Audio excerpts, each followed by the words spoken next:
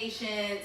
We're working out some, technical difficulties, but we are here, we are live, and we are ready to go. I hope you guys are ready for a dope ass show tonight because we have topics after topics lined up, and also we are going to hit ideology and erotic zone tonight. So you are in for a treat. I hope everyone has had an amazing weekend and that everybody got out and enjoyed, family, friends, loved ones, and had a dope weekend. We are here and we are so happy that you are joining us tonight. Make sure to like and share the video. We appreciate all those who have done so already, and if you haven't done so, make sure to do that. If you are not a member, I say this every week, we say this every week, run and do that. Become a member. I promise you, you will not be disappointed. We got merch, we got member content, we got all the good stuff for you. So make sure you tap into the membership. We got intimate conversations, we got make it make sense, we got raw honey, we got all the good stuff. Make sure you tap in. I promise you, it's amazing. So without further ado, welcome. We are going to start the show. Mr. Nell, you know how we do, sir. What's poppin'? As you said, we're back for another episode of Uncensored Minds. Thank y'all for allowing us to take a vacation last week. It was much needed and much necessary. We back on the grind and we about to get right into it. As you can see, for the first time in a long time, we are back together. We're gonna have a dope show for y'all tonight, and y'all can become accustomed to seeing this early and often, because this is what we're gonna be doing from now on. So let's get right into Uncensored Minds 143. So as you can see, we got the technology out. We popping and rolling. So Ish, Yo. what did you do? Let's start off with that. What did you do for our little mini vacation that we was afforded last week? Yo, listen, I promise y'all, I took a nice little needed rest. I rested my mind, I rested my spirit, I rested my body. So I took full advantage, and I definitely was appreciative of the opportunity we had to just like kind of catch up, regroup, refresh. And now we back at it. How about you? What did you do? I was so confused and lost last week. I don't even know what to do. Like last Sunday, I'm so used to getting into this whole pattern. Like I know it's from the moment I wake up to the moment I'm getting ready for Uncensored Minds, and it was just like, damn, the time came, and I was just like, where am I doing? Where am I going? And it just seemed like something was missing that whole week. Just us, the preparatory work that we normally do, it wasn't there. We got the other show on Wednesday nights, Television Kicks on Wednesdays at 8. We didn't do that. Right. And then Thursday we get together, we didn't do that. So it was just a week of, damn, what am I doing with my time? But it was necessary and much needed, and we're back. So I just, thank you to all the people out there that reached out to us last Sunday. I know y'all was like, where y'all at? I know we posted it on the page. And not everybody, we gotta remember, not everybody goes on to social media, or not everybody pays attention. But as T would say, the D word. Not everybody is so we will give y'all the benefit of the doubt tonight, but again, we got a nice, great show lined up for y'all tonight. But thank you again to everybody for your patience, but also again rocking with us on all the platforms. And again, make it make sense. Thank y'all for attentively paying attention to that episode yesterday. A real good friend of ours. Yes. Is our friend. It's not just mine. Ish, NT, Mel Hicks. We're going to do a part 2 to that. So thank you to everybody that reached out and said, damn, he's such an inspiration. Thank you for bringing us that information. We needed that. And you got so many people that even reached out to how can I support the movement. So if you haven't went out there and seen it, please catch up on Make It Make Sense, episode 4. And also, Ish, you did intimate conversations while we were out on Monday or Tuesday. So, that was a great conversation. Thank you. Just like, always when we get together, a lot of us, the three of us get to share some intimate details with each other. And we get to understand what's going on in each other's lives. But when we bring it to the masses, it hits harder because now they get an understanding of what we got going on, how our minds think, and the reason why we bring what we bring on this show on Sunday. So I wanted to definitely highlight that intimate conversation. That was a dope episode. And what y'all want to know, somebody been asking me, a couple people been asking me. Somebody said, who is your next interview with? Hey now. It might be this young lady that's sitting next to me because I have so many questions. I got so much more that I want to dive into with her. But I want it to kind of be a joint collaborative effort. So if you want to see Make It Make Sense episode 5 with Ish, comment in the section. Say, make it happen, make it make sense, Ish. Say that. I want that to be the tagline all week. Make it make sense, Ish. And we're going to give y'all something real special on to Make It Make Sense. It's kind of going to be like an intimate conversations type of Make It Make Sense meets Uncensored Minds. Ish is interviewing me. I'm interviewing her. It's going to be a dope type of situation. So if y'all want to see that, Make It Make Sense, say, make it make sense, Ish. And we're going to make it happen for y'all. But let's get right into episode 145. 145. Ish. See, that time off has gotten me flustered. 143. All right, so 143. And the icebreaker question of the day is, how do you find patience in life and in love? That's a good one. Because patience for me is something that I definitely have to work on. Okay. Like, I find myself at times like not having any patience, needing to find patience. But I feel like, as long as I pace myself and I recognize where my faults are and that I need to have a little more patience with certain people and certain things, then I'm cool. It's when I go from 0 to 100 and those patience go out the window that I find myself, being in a tough spot. So I'm working on that, but it's definitely a balance that everybody needs to find. I totally agree. My patience is super thin, and that's a fault of mine, and I take full responsibility of that and accountability. Trying to work on that and get better with it, especially in love, because that's the most important. You know what I mean? Love is a bloodline, is a line that carries blood to the soul in order to keep it going. Far too often do we tend to not place importance on love like we're supposed to. But love is a caveat in so many different things in our lives. Without that, typically your existence is kind of like, what am I here for? So. But also in life too, you have to have patience in life somewhat, because everything is not always going to be your way. Right. Everything is not always going to be tailored to you getting what you want unless you put the energies into it to make it happen. But also, with patience comes understanding. Also, with patience comes knowledge. And I'm learning that. I am not a finished product at all. I have so much learning to do in regards to patience within my personal life and then also my love life. So, that's a great question. Yeah, that is. Because Let me ask you something real quick, not Mm-hmm. to cut you off though, but to stay in your moment there. Do you feel like a year ago, where your patience level may have been, and the work that you've been doing? I mean, you've talked about your journey. Okay. Where you were a year ago, do you feel like you've progressed? Or do you feel like, maybe you're at the same pace? Like, how do you feel you are from last year to say now? That's a good question, because society would have us to believe, or the people out there, and I'm going to answer the question.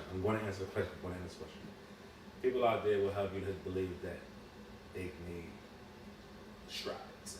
And, hey, that was an issue, and I found out that was my issue, and I've cured myself of that. I'm going to say every day is a challenge. Every day is a challenge for me where I take steps forward, and then I might take 25 steps back. Right. And I'm conscientious of me and my behavior after the fact. I even try to catch myself in the moment, because I want to not let that be who I am or what I represent. but it just takes me there sometimes. And the only person I can't blame nobody else but myself, because I am in control of me. So, am I better than what I was a year ago? I would say somewhat. I have my days where they're positive, and I have my days when they're negative. But again, it's at the top of my agenda to always be better than I was. What about yourself? Yeah, I'm going to be honest. Yeah.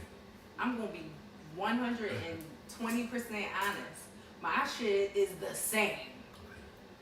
And I know that's bad. And because it's some things, you know, priorities. You know what I mean? Like if it's other things going on or whatever the case may be, those are my focuses. Those are things that I need to be working on directly at that point in time. So sometimes I don't have the opportunity to work on the things that I need to work on within myself. You know what I mean? So that is one of those things. I'm still at the same pace. Like I'm still a hothead. I try my hardest to get better. But I feel like, you know, even when I'm cognizant of it and I take a minute to just kind of work on it, I find myself, you know, falling back. For sure. Falling back. So I gotta work on it. I'm gonna work on it, y'all. So it's kind of difficult. It's kind of a little different because we don't have the audience comments like we used to have, but we're going to divulge and get into some of these comments that some of the audience members are saying. So we already got the people, Ish, right here. People are saying, make it make sense, Ish. So that's what they want. They just want don't Ish. have me crying. They want to make it make sense. But you know, you have some people in the comments saying, like Sarah saying, I don't have patience, especially for foolishness.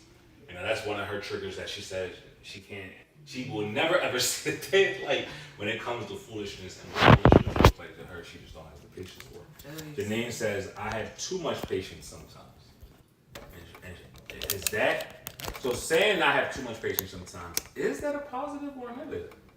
Well, I guess it could go both ways. It could be like 50-50, you know, because if you have too much patience, then that leaves an opportunity for people to come with the bullshit all the time to your doorstep. And, you know, you might not necessarily want to deal with that. But on the other hand, you know, being patient is definitely a benefit. So, you know, it can kind of be 50-50. Angelia says her patience has gotten way better than it was. Carmel says, this past year I've learned that I have been selfish and I had to work on myself more to understand, being more understanding to my mate. She said, it's teamwork. That's you know, that right there is a testimony within itself, because where she recognized, you know, there was opportunities for growth, because if it wasn't, it almost felt like it could have been detriment to, you know, the relationship that she has herself in. And, you know, that's something that's big of us to recognize, you know, our faults and our defaults or our faults and, you know, pros and cons and things like that. So that was the icebreaker question of the day. As y'all can see, the three of us is here. You know, we got cameras all over the place in this joint. You did. So you get an opportunity to see us in all different type of vantage points. If I get up and change my wardrobe, you'll see that. If Ish gets up and starts twerking, you'll see that. When T goes to the back and brings out the baby oil, you'll see that. Not the baby oil. But again, this is Uncensored Minds Reloaded, and we are back together for the first time in a long time as one. So thank y'all again for showing up tonight. We back. So even though we got into the icebreaker question of the day, thank y'all for you know, making it make sense what they said they want each. The people have spoke, so we're gonna make that happen. Definitely gonna make that happen. Our next question, we're going right into our entertainment quick spin. We already know entertainment. We've been entertained this past week and a half. Yes. We didn't have opportunity to come on last week because we definitely would have pulled out the folding chairs on everybody. There's certain people I want to hit with a folding chair right now. No, hand me the board. But let's get right into it. This entertainment quick spin, and let's talk about a few things and a few people. Lizzo, our girl Lizzo. A lot of people, you know, Lizzo has been a trendsetter. You know, for the, what do I call it? Big and curvy, or what do I call it? Yeah, Big and curvy. Yeah, big and curvy. She, you know, she's it has never not been sexy. Let's get it popping, you know. But fat shaming is something that I wouldn't think that it come from Lizzo. Never. Because she has stood up on platforms about her weight, being comfortable within her weight. But we heard reports, and we've seen reports, and we've seen people come out that were associated with her canvas that, Little Miss Lady is definitely one of those, and she has definitely been fat shaming East. What you feel? What's that about? Yo, listen, she's doing the total opposite of what she stands for. Like, in the public eye, she is standing for accepting your body, you know what I mean, loving yourself, being comfortable in your skin. But behind the scenes and with her employees,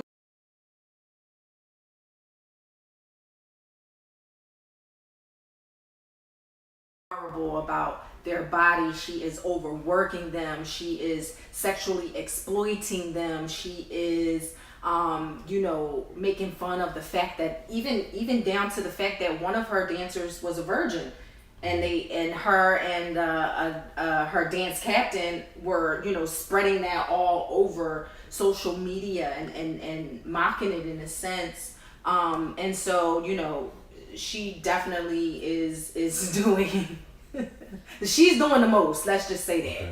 Okay. But I was wondering, like, and you know, we talked about this on Thursday too, is it mean girl syndrome? Is it possible that, you know, she went through bullying or shaming and stuff as a child coming up herself, and now she's doing it being as though she is in a position of greater power? So what do y'all think about that?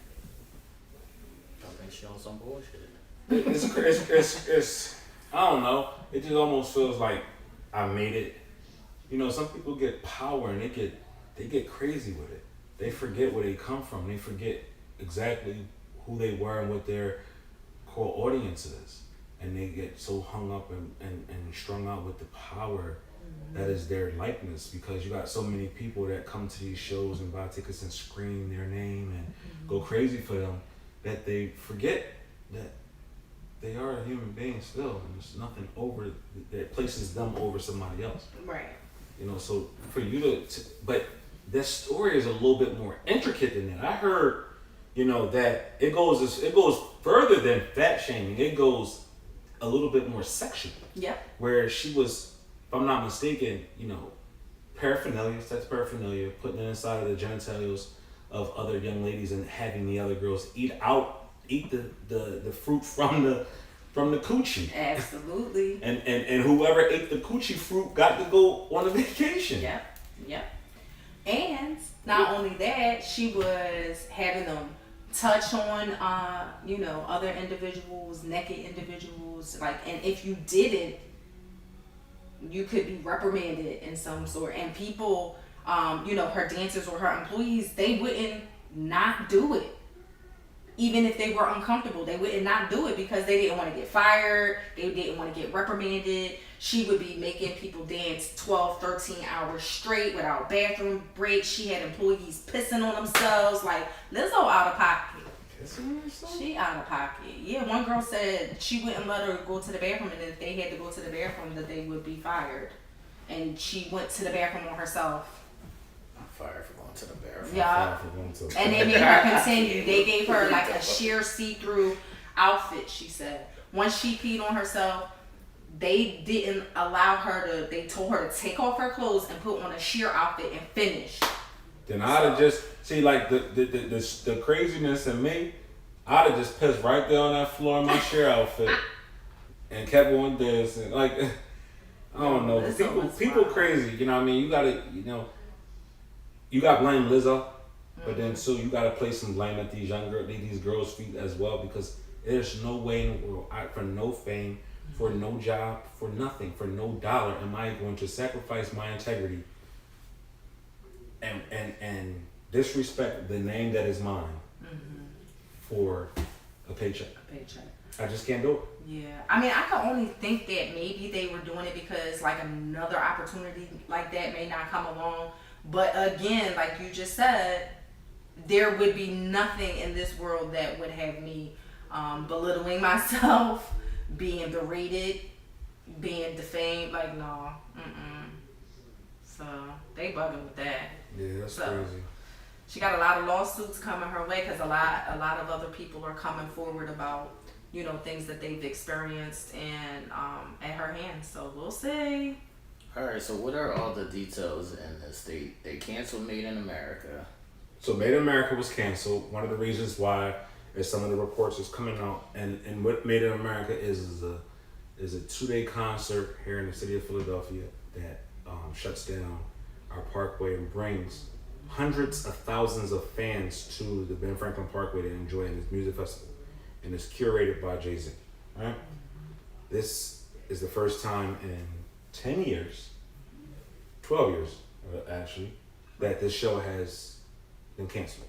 And it's been canceled because reports have come out that because Lizzo was one of the head performers, that there were going to be massive protests from different groups protesting this.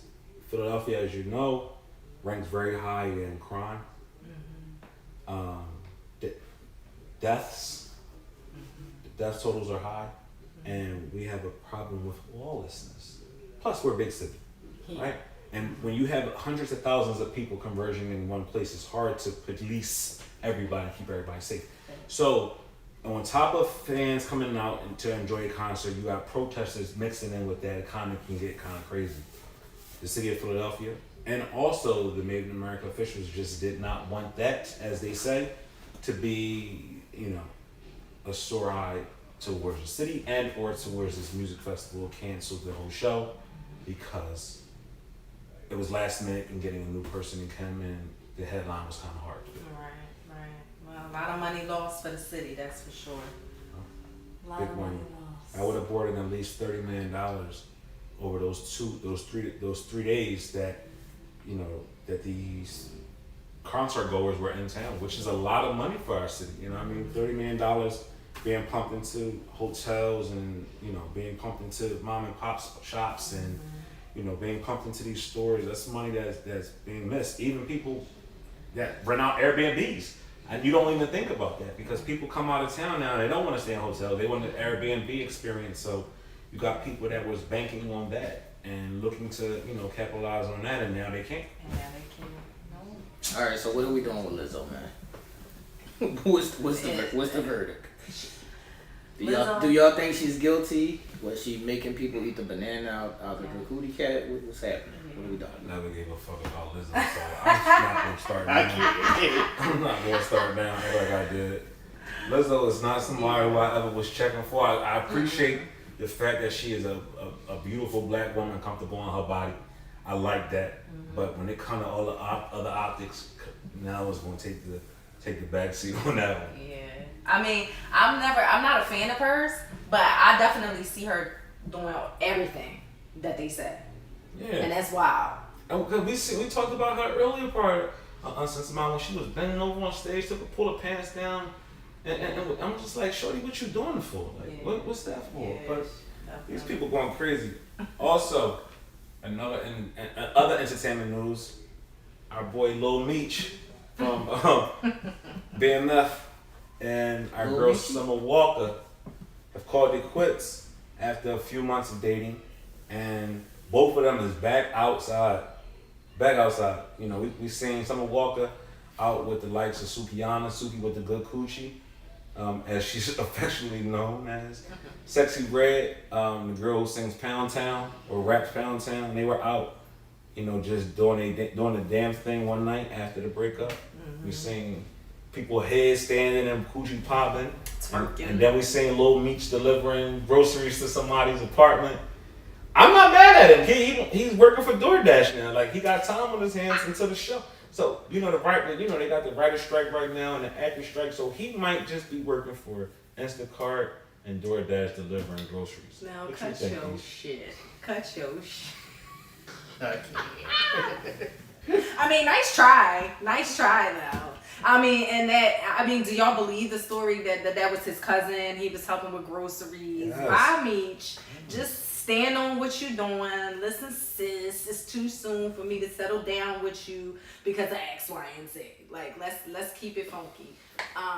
But Summer definitely needs to chill. a little bit. I think she, she going to just a little bit overboard. She, re-portraying Ronnie from the Players Club. She doing all kind of shit out here. Right. And so, yes, you ain't see that little skit. She definitely is channeling her inner Ronnie and her little stripper twerk booty-ish stuff going on. So, Summer trying to be outside for real, for real. Was it a real relationship, though? Like, they just started talking. She already introduced him to the kids. I felt like they jumped the gun. So they jumped the gun. Well, I think for people too, when it's new and it's fresh and it's fun, you want to run with it 100 miles a minute. You know what I mean? It's my boo. But I'm just saying, like, we see this happen. No, but we see this happen. No, but we do see this happen. Okay, well, us women. I mean, he was allowing it, so he just is equally as, guilty as she is. He was allowing it and running with it and meeting the kids and posting up and it's my baby. And I think he has posted this is a forever thing. So I see him do all that. I'ma find it. I'ma send it to you. No, I'ma send it to you. I'ma find it. But I feel like we see it more times than not. And yes, okay, it may come from the women. We get excited, especially about a new man. Like, okay, is it right? No, I'm not saying it's right. Was it too early to meet the kids? Sure, absolutely. Might have been, for sure. And especially in the entertainment industry, I think, she definitely should have slowed it down a lot of bit. But she didn't, and look at her now. There's a pattern though for her. It definitely is a pattern. That's this is not something. Yeah, like this is not like just an isolated situation with me. She London on the Track, which is a producer who produced Larry. You forgot Larry. Larry, her last baby father. So you got London, you got Larry, you got me. Larry. Right. So you got a lot of people who who've been associated with something within the past 16 months, 24 months, and She was hype about Meech though. I ain't hype about Larry. Listen, it be a lot of folk out here that be hype over men. What's wrong with that? Don't put that narrative out there, shit. Don't act like you can't be. Like, no. We talking about Summer. We talking about a lot of the entertainment. Yeah, I'm talking about putting a title on people. I'm talking about just meeting somebody and y'all just started dating. Y'all 2 months in. You can't jump out the window and all of a sudden this my dude and we taking family out and y'all 2 months in. Right. That's what I'm saying. They be hype. They be loving it. Yeah. But it is what it is. So. Summer. Shout outs to both of them. You know what I mean? We like what both of them got going on. Hopefully we'll see a BMF real soon. And hopefully we'll get another Summer Walker album because when Summer Walker going through it, she puts out some real good music. Shout out to Session 32. That's one of my favorite Summer Walker songs. If you don't know, go check it out. All right, so Tory Lanez. So Tory Lanez was sentenced this week to 10 years in jail for the shooting of Megan Thee Stallion. As our resident legalist here, what does that look like, man? What the hell is going on out here? The time doesn't fit the crime. Okay. Facts. The period. The grazing of the foot. I mean, it just was a whole lot of that entire case was a shit show. It was just a bunch of false lies and stories circulating. It was tainted. That jury was tainted. It is no way you can tell me that jury wasn't tainted. That the evidence wasn't tainted, statements wasn't tainted, people, it just was a clusterfuck. And he got the raw end of the deal with the 10 years, but hopefully his attorneys will have appeal processes already started and flowing, and hopefully he can find some relief there. My question, who is the one who executed the actual sentence? Who came down? Was it the judge? Yes, okay. The judge. Yep. The reason why I asked that is because did Tory play himself by writing that letter, coming at the prosecutor and the judge, trying to in a sense, called collusion. Did he play himself too early? Did he use that hand too early? And that got him caught up to where it was just more or less, fuck you, I'm gonna show you better than I can tell you. Yeah.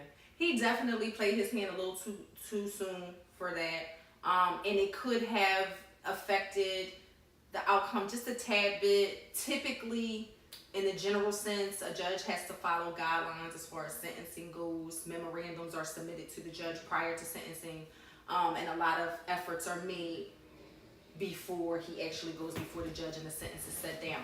So that was definitely taken into consideration, trust, but it could have, boosted that his sentence up just a little bit because of that. Sometimes, the attorney might have said, hey, listen, don't do that. But ultimately, it's the client who makes the final decision on what they want to do and how they want to do it. So, maybe that's something he wanted to do. Will he face extradition after his sentence? Absolutely. After his time served? Absolutely. He will be a convicted felon. And under the rules of the United States, you know what I mean? Once you're a convicted felon, if you are not a legal citizen, you will have to go back. Really? Yes. So he will be dealing with ICE at some point in time, if not already. And they will give him the terms of what he's facing as far as extradition is concerned. Will he be able to ever come back and perform here, or is he just can't live here? No performing. Okay. No performing, can't live here, you out of here. And I think that lasts for at least like 10 years or something. Wow.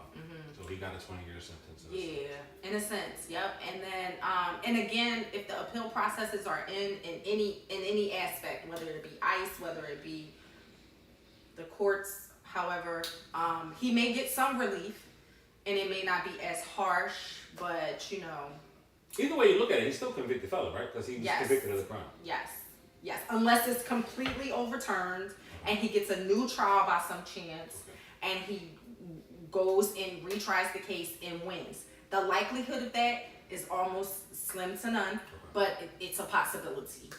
Yeah. Man, it's a done deal for Tory. Yeah. The reason why I think each said, and one thing you talked about is the crime not fitting the time.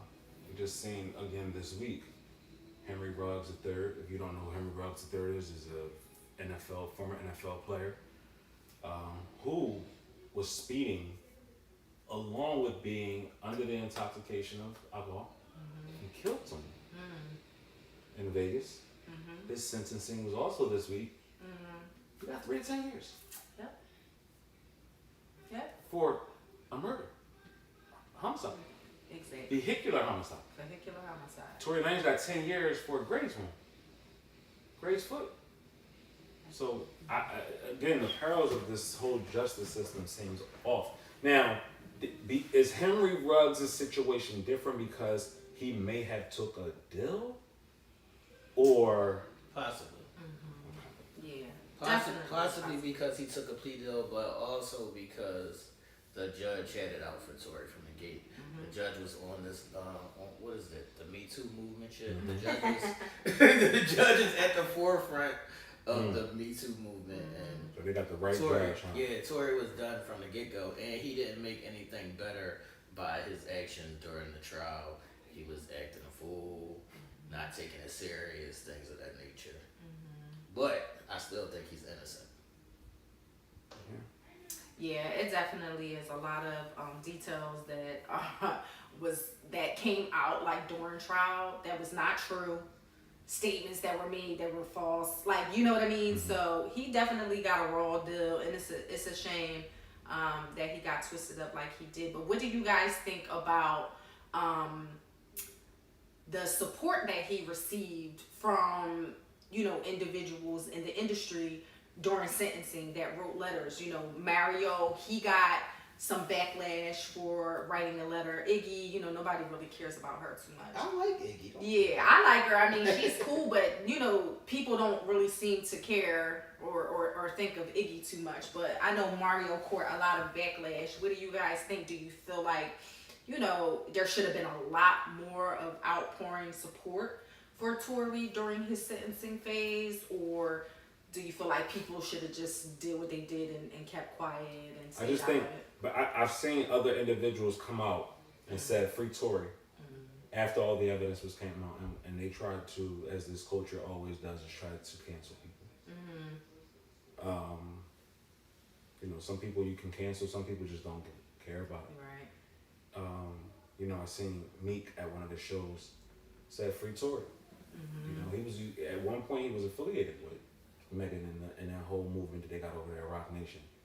But you know, him being friends with Tory and I guess seeing all the evidence and you know being in that legal system himself, saying that yo, this shit ain't right, bro. Like this ain't right. I can see if he did it because at one point he kind of like backed off of Tory and kind of gave Tory's tongue lashing. But when all the evidence came out and this happened, he actually said free Tory, and people tried to cancel him because right. Yeah. And you know, as we seeing this trial play out, we seeing so many holes in the story, so many things that made you was like, what? Like that ain't. It was under normal circumstances. This trial would have been over immediately, but you know they played it out all the way to the end, and he got convicted, which we never thought was going to happen because the best friend said I shot him. Then the next day she came back and said everything she said was a lot. It just was a crazy situation. So. Cluster.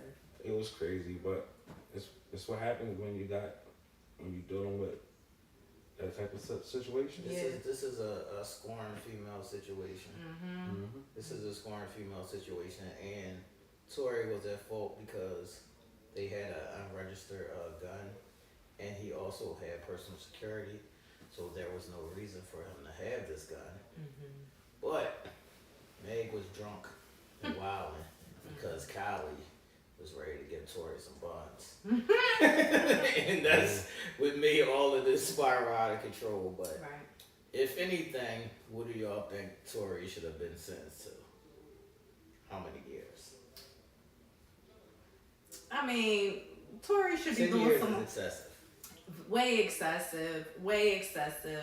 Okay, if he is going to, if he wasn't, it depends on the gun. You know what I mean? If it wasn't licensed, if he wasn't licensed to carry, if he wasn't supposed to have it, then maybe his sentence should have came from just that violation, period. If anything, he should be doing like some house arrest or something. Like, you know what I mean? 1 to 2. What you think now? 2 to 4 or something. I think he should be doing nothing. You don't think he should do any time? For what? For the gun at least. Yeah, at least with a gun. That's what I'm saying. I don't think you should do no time for no gun. If it's illegal, yeah. Come on. No time for the gun. No time for the gun. And the reason why I say no time for the gun is because he is a young black man with millions of dollars, millions of following, and we seen what happened to PNB Rock. Right. Somebody that's from our city. We seen what happened to Pop Smoke. Somebody who's an up and coming rapper who had, you know, big following. We've seen what happens to so many people that get caught lacking. And right, but that's what you got security. That's what you got security for, and you have to be nobody can legitimate. secure. Nobody can't. I'm gonna tell y'all this. Nobody can secure what I can secure myself, because ain't nobody gonna have that same wherewithal when it come to my life like I'm gonna have for my life. Right. So at the end of the day, he may have said, I can't put my trust in these guys. They not my guys. They just guys that I'm hiring. You need to get different security. I agree. I agree. You know, if we just talking about the gun, right. You know, it is what it is. But we seen so many people get locked up for guns that get house arrested, or you know, or a little slap on the wrist, or whatever the case may be. But all right, how much at fault is Meg? How much at fault do y'all put on Meg? A lot of at fault. I put her at fault as well. Yeah, I feel like, you know, sometimes your actions create reactions and things. Not by any means am I saying that it was right that she got injured. Who injured her, we don't even really know. But what I'm saying is that she has to be accountable for the part that she played in it. She never not once said, hey, listen, you know what I mean? I had something to do with this outcome. You know what I mean? And that's not cool because accountability is important, and she's not taking accountability. She's celebrating. She celebrated when he got sentenced. She was happy to do this to him, knowing what the real story might have been. So I bang with Meg, y'all know that, but I just feel like, you know, maybe it should have just been handled a little differently by her and her team. This is a classic case of be careful when you outside. That outside Be careful when you outside. Yeah, that outside comes with a lot.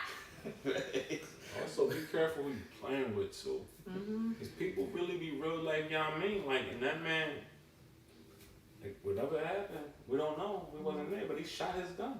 Yeah. For whatever reason. Yeah. Shot his gun. Yeah.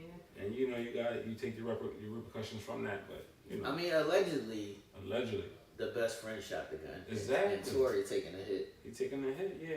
So, all right, so now knowing that, is you gonna take the hit if Shorty shot the gun?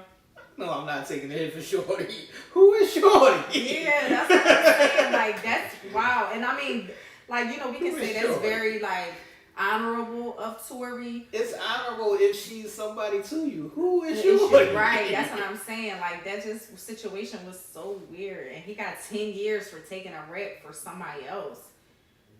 Like, that's crazy. And the best friend, like, ugh. First of all, there's so many holes in this story. Yeah. There's the driver who skipped town and they never got him on the stand. Exactly. And then there's the witness who the prosecution flipped. That was supposed to be the defense's star witness. They flipped him, and that changed the whole outcome of this case. Crazy. Yeah. Wow. You're free Tory, man. Yeah. Fuck that. Free Tory. Free my Hopefully dog. some of his appeal stuff will work. Because he needs a little bit of relief. It is what it is, man. All right, so What's next now? if I don't know if y'all was having it like barbecues, Trump parties, Cooking, I'm hungry. any backyard boog outs, and y'all had to try to go to like the local Home Depot and try to find folding chairs. There is not any because they being used on people's head. Where they was used on people's head is Alabama. So first of all, before we get started on this, It's the Alabama broke ball, people. What's up? the Alabama boat brawl. How do y'all feel about that? First of all, I know how I feel about it. I'm kind of last. How did you feel about it, Tim? I hate it, man, because I feel like we're celebrating, you know, some nonsense, man. Do I feel like the white people deserve to get their ass whipped? Yes, I feel like the white people deserve to get their ass whipped. But I don't feel like they should be celebrated because we don't celebrate anything good. We're not going to do anything positive. And this is the one time when we banded together. Okay. But I don't feel like a celebration is warranted when somebody getting their ass whipped. I never feel like that. Right. So you're not attending the parade that's going on? Now it's a parade. No. Did somebody win a championship? Did somebody win a championship on this one? Stop it. They talking about organizing the parade, a benefit party and parade. Stop. No, we not doing that. Like, listen, I did say I was cringy from it too. Like, I just feel like absolutely, positively, I'm glad that we banded together, but the fuckery that has come after is too much. Like, and I'm not even gonna say that I didn't chuckle at some of the I chuckled at the memes is crazy. I chuckled at the memes and I chuckled at the reenactments. That's what They was out of control. But the actual ass whipping, Right. I don't think that's funny. That's not right. And the prices, I was in Walmart today. The prices of the folding chairs, it's ridiculous. One folding chair, $35. Cut your shit. They went up. That's outrageous. It's outrageous. They went up. I'm just, you know, I'm gonna keep it all the way up because that's all I would do. I'd have been just like the young boy that jumped in the water. Cause I got sympathy for shit like that. Yeah. I don't like people ganging up on people. I hate that. Yeah. Right? Cool. It's cool if somebody mixing, one person they getting it in, they both whatever. Somebody take their lickings. but they've jumped that black man. I know. And I love the fact that young boy came to the rescue just to not if not even to playing field, at least help him. Yeah. And far too often we rather sit back, pull our phones out, and get chuckles, get laughs out of situations instead of intervening. Intervening by breaking it up, intervening by helping in something. And I kind of had a, oh shit, that's what's up kind of moment. Because people was definitely throwing their hands. Yeah. And at the end of the day, they stood up for that guy because it needed to happen. It did. Yeah. That area is significant. We're talking about Selma, Alabama, where it actually happened. You know, we all know about the marcher on Selma, walking over the Selma Bridge with Martin Luther King and all the leaders. That shore in Alabama was racist. a port that, you know, slave trade was very active. And that area is still under this, to this day, it still has heavy racial undertones to it. So am I surprised? No. Was I glad that it happened like that? Not glad, but was I I think the word is not glad. I think the word is more I was warmed inside to see us band together for our brother who was getting jumped at the time. Right. What made me laugh and what gave me this, damn, this world is still, it still doesn't get it. The guy who actually started the fight, the white guys, owns a store. Once he realized what this was doing and how this scored attention, media attention and support of us, people who go out and buy.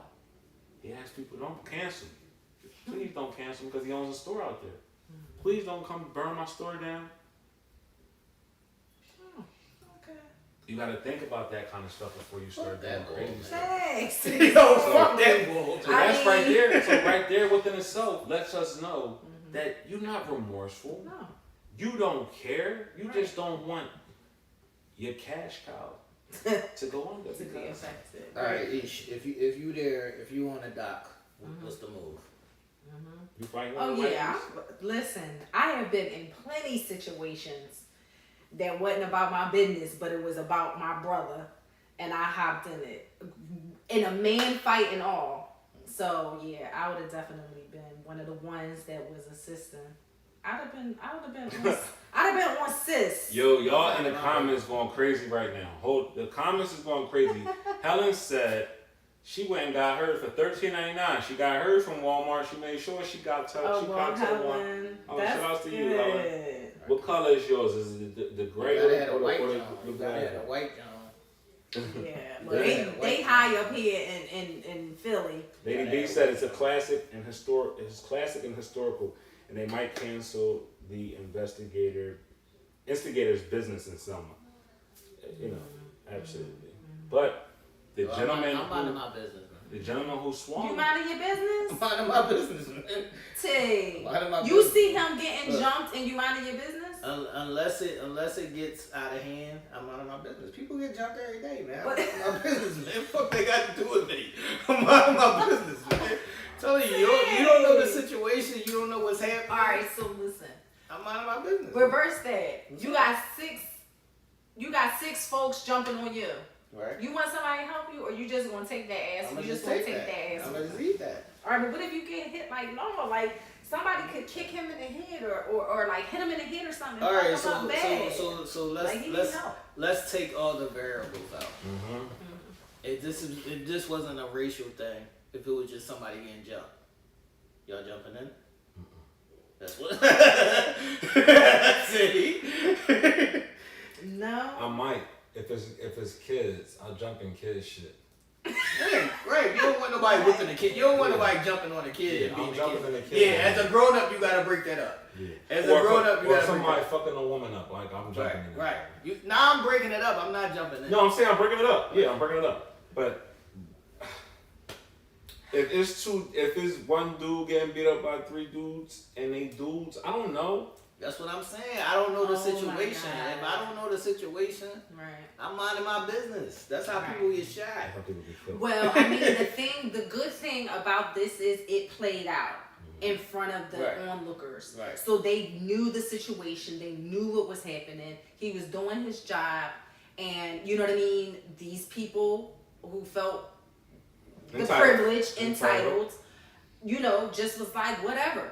And no matter what that man said out of his mouth, he still shouldn't have been attacked like that. So I felt like that's why people, you know what I mean, banded together and wanted to help because they seen it unfold. So I kind of do agree with you there, T, because if you just stumbling upon something, or if you just coming in at the tail end and you really don't know what's happening or what's what, yeah, you're not as excited to hop in.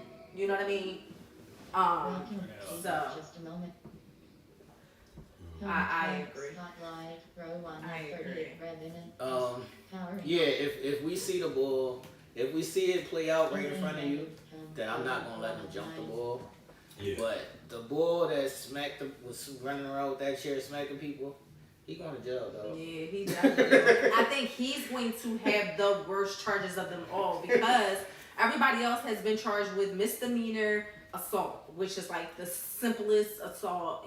In some states, it could just add up to like a summary offense. You know what I mean? It's very small, in essence. But I think he's going to have the heaviest charge because he could have like did some damage to her and her brain. No, come on now. You saw how he fucking that shit. Fuck her brain. Yeah, Man. I'm not saying that, you know, like in certain instances, you know, we give a fuck about it, but they going definitely. Man, try shout outs to to people that came to his defense. Shout outs to Stephanie Mills, Earth, Wind, and Fire, and a couple other people said they are willing to put on a benefit concert for the people of Alabama so they could pay their legal charges and also time missed from work. I like shit like that. You know what I mean? Because at the end of the day, I like that. I like the people. All right, so what's the move? What's the move? What's next, man? What's next for them? What's next for us as black people? What's next? We happy that we was united. We whipped some ass one time. And then what's going to happen what next? we doing next? We're going to fight each other next. That's what what I'm about to say. Next month is going to be like the calendar that we put out there. Like Exactly. That's what's happening in August. September is a few weeks away. Right. We'll see some crazy shit that happened to something crazy to our own selves in September. So I say everybody out there, y'all crazy asses. So let's get up out of that. Let's move on to one of our meat and potatoes, one of our topics that has a little bit more legitimacy. That was our entertainment quick spin right there. People, thank y'all for your input on our entertainment quick spin. Hopefully, this week is going to be even more entertaining, so we'll have something else to talk about this Sunday. But banking, right? The banking world. There was a bank glitch from one of the bigger banks this past week, and the bigger bank was Wells Fargo, something that is ingrained in my soul. I used to work there for 18 years, and I seen Wells Fargo's name pop up on the screen, and people's direct deposits were missing. And people don't like to play with their money. No one likes to play with their money. They know they're getting paid Thursday, Friday, Saturday, whatever. They expect their money to be there Thursday, Friday, Saturday when they open up that app to see what was deposited in there. And when you don't see that, the first thing you want to do is you want to trip on your employer. But it had nothing to do with the employers. It actually had something to do with a malfunction in the software at this big bank. If your bank froze for a day or a week, would you be okay? So if your bank froze, completely shut down, you were not able to get your money out, ATM, swiping your card at a store, nothing, would you be okay? Straight, we got shoebox money. That's what I was getting ready to say. Straight, we got shoebox money. What's up? I don't have multiple accounts at different institutions. Mine is definitely in the house somewhere. I ain't gonna say where, but I definitely have a cash stash for sure. I mean, you have to. Just generally speaking, everybody should have some cash tucked away in they crib. Like, you know what I mean? The electronic multiple accounts is cool. Like, you know what I mean? Because say, you know, if you had Wells Fargo and you had a credit union or something, and you had multiple accounts and Wells Fargo went down, well, then you could go to your credit union bank. But what if it's the entire banking system, let's just say? You know what I mean? It goes down across the board, then what are you going to do? So yeah, you should definitely have something outside of the financial institutions to fall back on. A lot of people would be fucked because they only like use a debit card daily. So as much as we are moving past like using cash on a regular basis, you still should keep some cash like in your wallet, in your crib, like just in case purposes. But you should have your money in multiple accounts, not just one bank. Yeah. Absolutely. Talked about this on Thursday at detail, and you know, former background in banking, and also for actually in banking for the past 18 years. It was my job to convince those to open up accounts and deposit their money with me.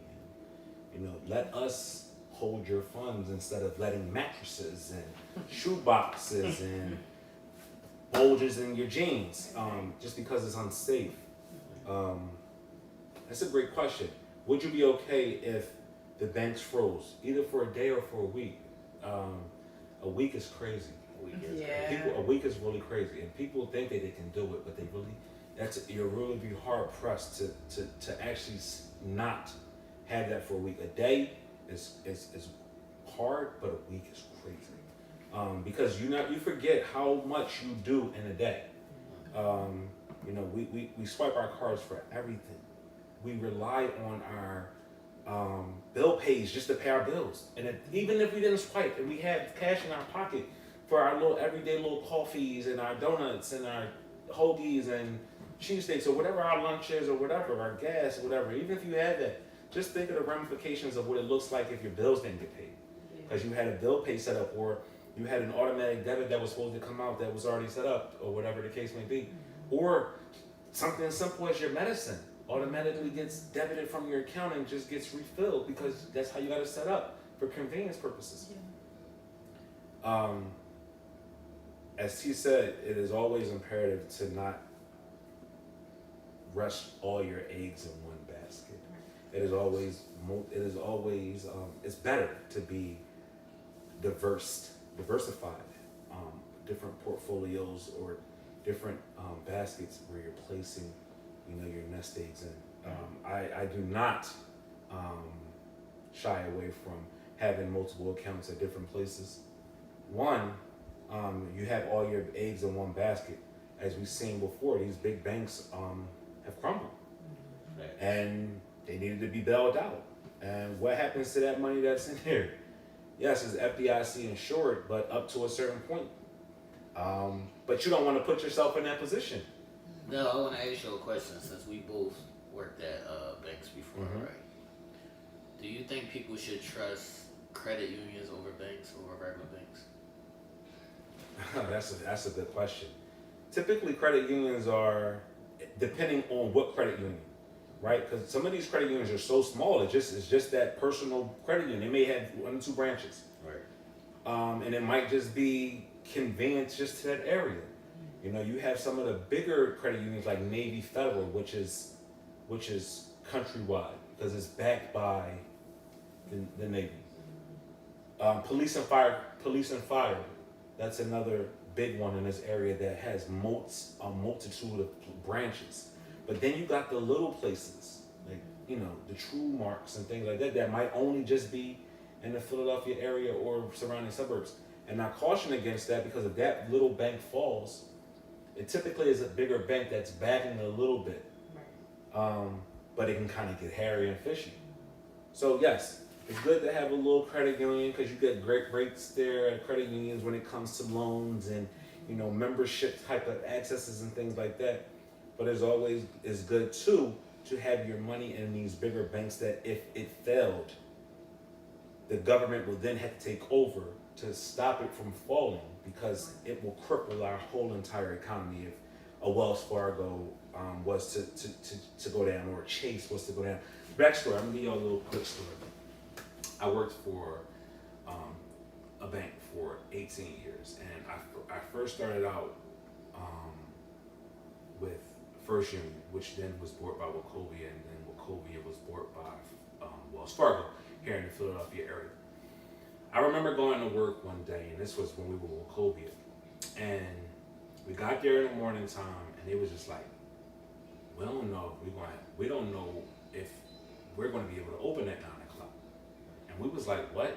They was like, yeah, we don't have enough money to open the doors. I was like, what does that mean? It was like, we might not have a job. 10 minutes later, we got a phone call said, oh, we just was acquired by Chase. Then another phone call 10 minutes later said, nope, scrap that. Y'all been acquired by Wells Fargo. And we've been Wells Fargo ever since here in the city of Philadelphia when it came to Wachovia. That's how crazy things can get. You think these acquisitions and mergers and things like that is really intricate. And for a bank of our size, because Wachovia started in the South and bought First Union Bank and kept the name Wachovia, just because First Union's name in this area was so trashed because people just hated this customer service, so we wound up keeping the Wachovia name, but that whole First Union and platform. Then to come to work and they say, yo, we don't know if we're going to open.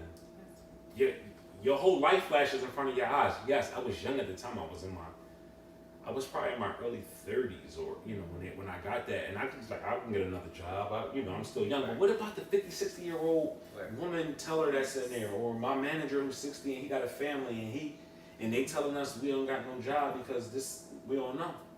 Those things kind of are deal breakers. So that's why it is imperative to do financial checkups often.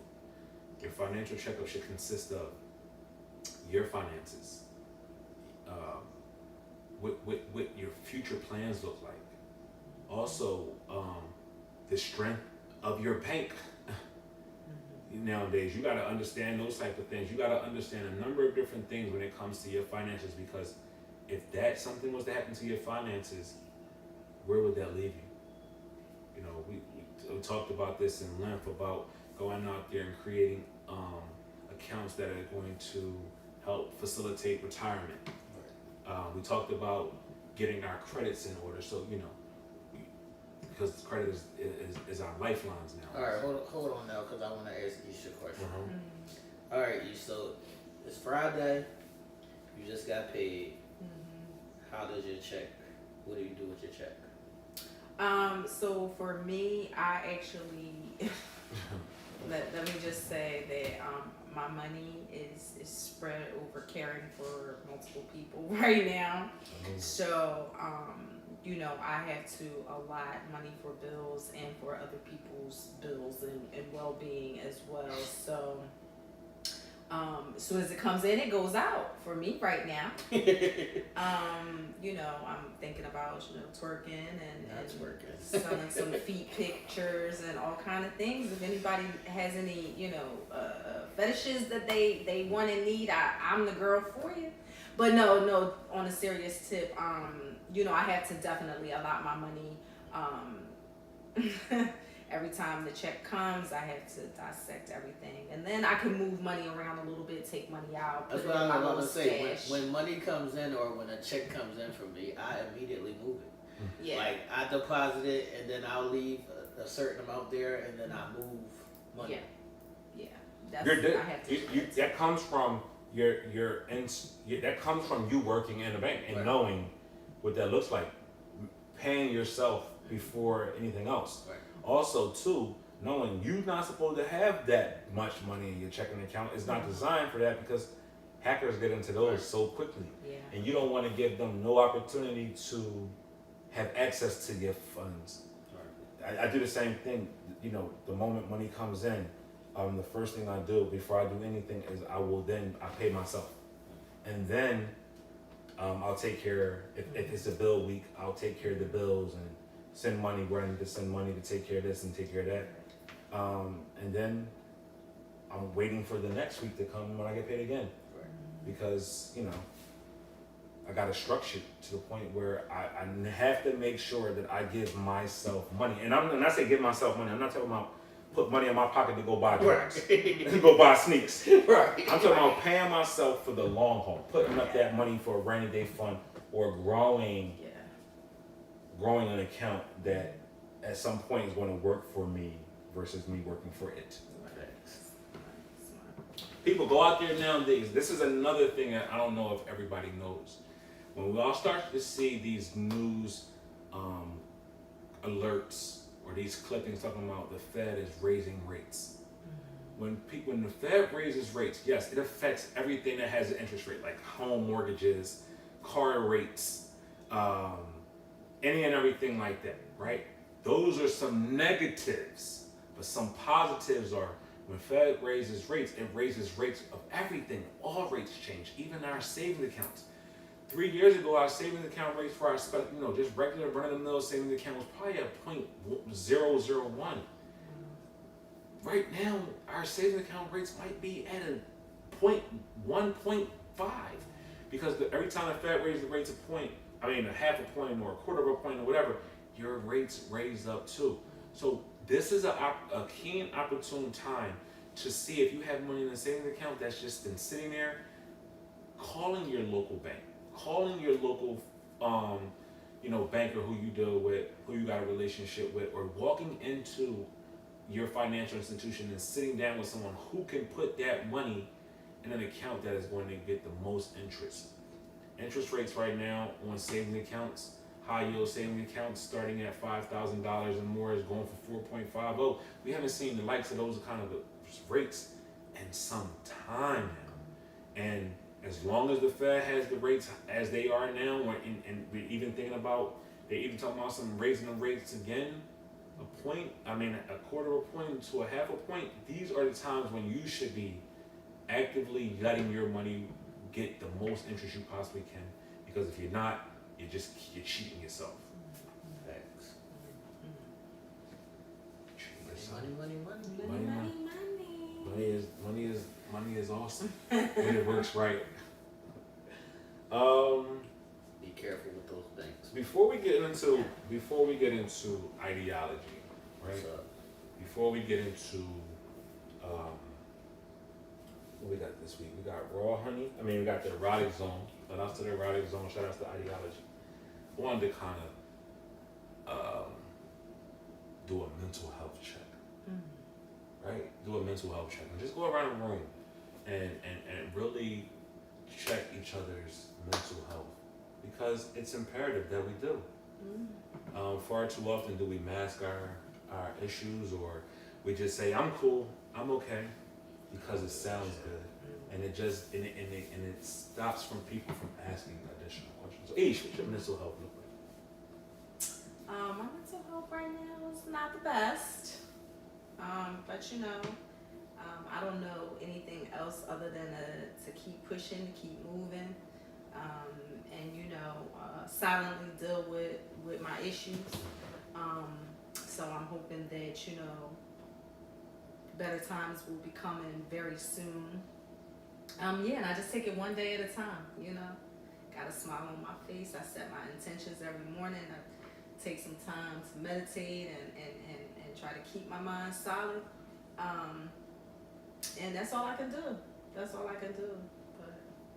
What about you, Tim? My mental health is pretty much in check. I took that was the reason for us taking a break. I just needed a break because it was just a lot of shit going on. And I was just doing too much. So I took a break. I went to the shore for a couple days, which I hate, but it was necessary. So I took a break. I rested. I stayed off the computer and my phone for basically 2 or 3 days straight. So that recharged me. So I feel, well reiterated right now. I'm in a good space. What about you? My mental my health. son's about to go back to school, so we rocking. We rocking. Just to be completely honest, my mental health sucks right now. And the reason why, last week helped. Last week, for so many different things, it helped. It just gave us the opportunity just to decompress. But this week here has been a challenge, just mentally. And I'm one of these people who typically, when I'm asked how you doing, as my first response is I'm okay. Just because I was built and bred to just be okay. But also too, not burdening anybody else with what I got going on. Plus, I'm just a real private person. I'm just that. I'm a real private person, and I kind of don't allow my emotions to creep in and play and whatever, just because it is what it is. Because I need to internalize that for myself before I can share with anybody else, because I need to know what's going on with me before I can even express to somebody else what's going on. I thank y'all for the people that reached out because of our Wednesday show. People say, yo, you cool, you didn't look like yourself.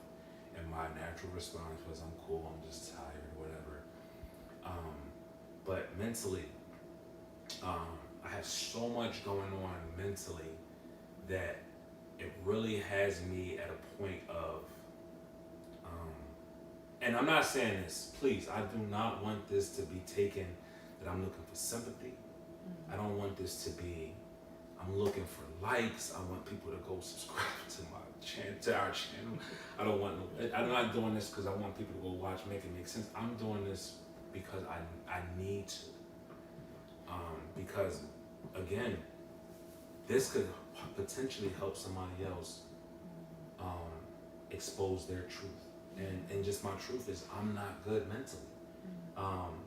And it has me in a place of darkness. And I'm such a bright, energetic,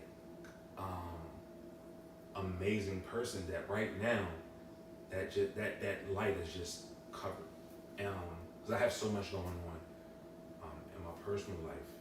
All right, now So let's stay right there for a second. Now I want to ask you, would you prefer to not say anything and handle your own shit, or do you find yourself saying, "No, I'm okay" more? Which one of those do you find yourself doing more? Both. I find myself doing a mixture of both, saying I'm okay, because I guess I'm trying to convince myself that I'm okay. Because if I don't, then I just will be in an even more terrible space. Plus, I got so many responsibilities that fall on my shoulders that needs me to be okay, for them to be okay, and for that to be okay, right? Because that the world will possibly crumble in a sense. But then too, and I'm sure you can attest to this, is sometimes we just don't even know what it is. And we just trying to grasp our own feeling and our own self to figure out what it is, because the moment we figure out, we can fix it, right? It's the moment you say, damn, I know what it is, and put my hand on it, I can start making the necessary steps to adjust and to fix, or even to gather myself to make it better. And then it's just certain things you just can't do, but let it play out. Yeah. I got a sick family member who I love dearly, who sometime soon will probably not be here. That's weighing on my shoulders. I have my own personal life that I have to always be up for, because it's my life. My career, the first thing that people will say to you, right? Slow down, take some rest, you gotta relax. Slowing down for me doesn't actually help me. It keeps me going, because it takes my mind off of reality. Right? I'm a dream chaser. I chase my dreams. So me doing this is actually therapeutic. That's why we get on here. I get on here often and say this is therapy for me, because me being around, me talking about this and doing this is actually my lane. So I find comfort and I find solace in it and I find love in it. So slowing down is bad because now I'm waddling in my thoughts. Right. But I know I support. We all know we got a great support system, right? We all know I got Ish, I got T, I got my friends, I got y'all, I got all that. But it's certain things that them or nobody else can't fix. That just needs. It just don't. You can't fix it. Even probably for all of us, is there even space to not be okay? It's supposed to be, right? They tell us it is, right? But when you're not okay, the first thing that people try to do is make you okay. They tell you it's going to be okay, and I understand it, right? I get it. That's just what we're conditioned to do. Oh, it's okay. You're blessed. You got all these things, so you're blessed. It could be worse. It could be worse. But yeah, that's life. And you know, life comes at us hard. It comes at us fast. It comes at us in so many different ways. And that's why I just ask people, be calm. Handle me different. You know, handle me without conditions. Good luck. You know, right? I mean, and I'm not saying just me. I'm just saying, in general, handle things, especially if you say you love it, especially if you say you want it. Don't place conditions on it if you really love it, because is conditions love or is it control? Because the moment we not here no more, we got the I shoulda, coulda, woulda. Damn, I wish I had one more opportunity to talk to this person. Or damn, I wish I had another opportunity just to get off my feelings to this person. Now they're going. They might not be going in the physical. I mean, they might not be going in the aspect of that they're going. They're physically going. They might just be going away from you, and you can't get that connection back. But damn, what if you lose it, the physical portion of it? They die, or they're no longer here for you to place that phone call to. Like it's so many connotations that come along with it. I know I sound like I'm babbling, but again, this is my therapy. Me talking is helping me to potentially release that, or even come to a point where I'm just like, okay, now I get it. But mental health checks should occur often. Also, I think people do it, and we've gotten people, and the three of us have talked so much about so many different things, right? That people are conditioned to check in with us. Yeah. And we love it. We appreciate it. We admire you for that. We love you for that. But sometimes there's no fix. Sometimes it's not even it's nothing that you can do. There's nothing that you can say. It's just something that, has to run its course, or we have to go through, or we have to figure out, or we just have to, whatever. And we get it. We understand that we want y'all want us to be in our greatest form, and y'all want us to be the best that we can be. And sometimes y'all just can't fix it. I know I'm gonna get a lot of flack. I'm going to be people, why you didn't tell me you wasn't okay? Because I couldn't even tell myself I was okay. Because I'm not okay. And the ones that needed to know that I wasn't okay, whatever. So do yourself a favor and check on your own mental health.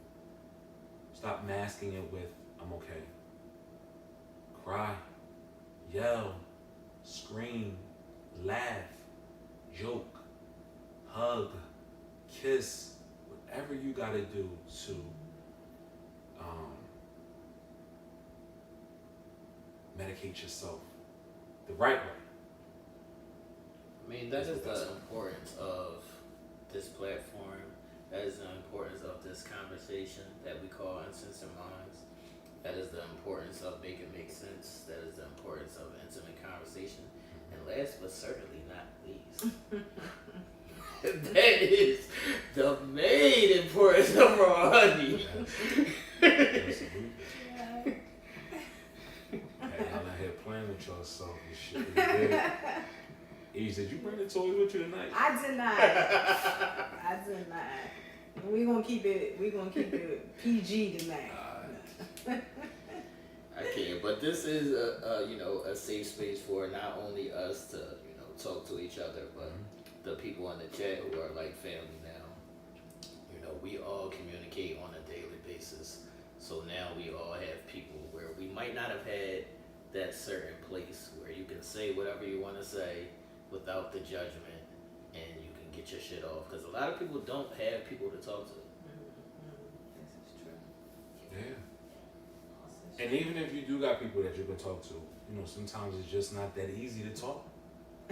There's no knock on you. It doesn't mean that they don't love you. It doesn't mean that they're not. Sometimes you need to talk to somebody outside of your circle. Your circle. Or sometimes you got to internalize what you got going on within yourself, and then move accordingly, and then come and say, "Yo, I know I was kind of going crazy back then last week, and this is what was on my mind." Because it's so much.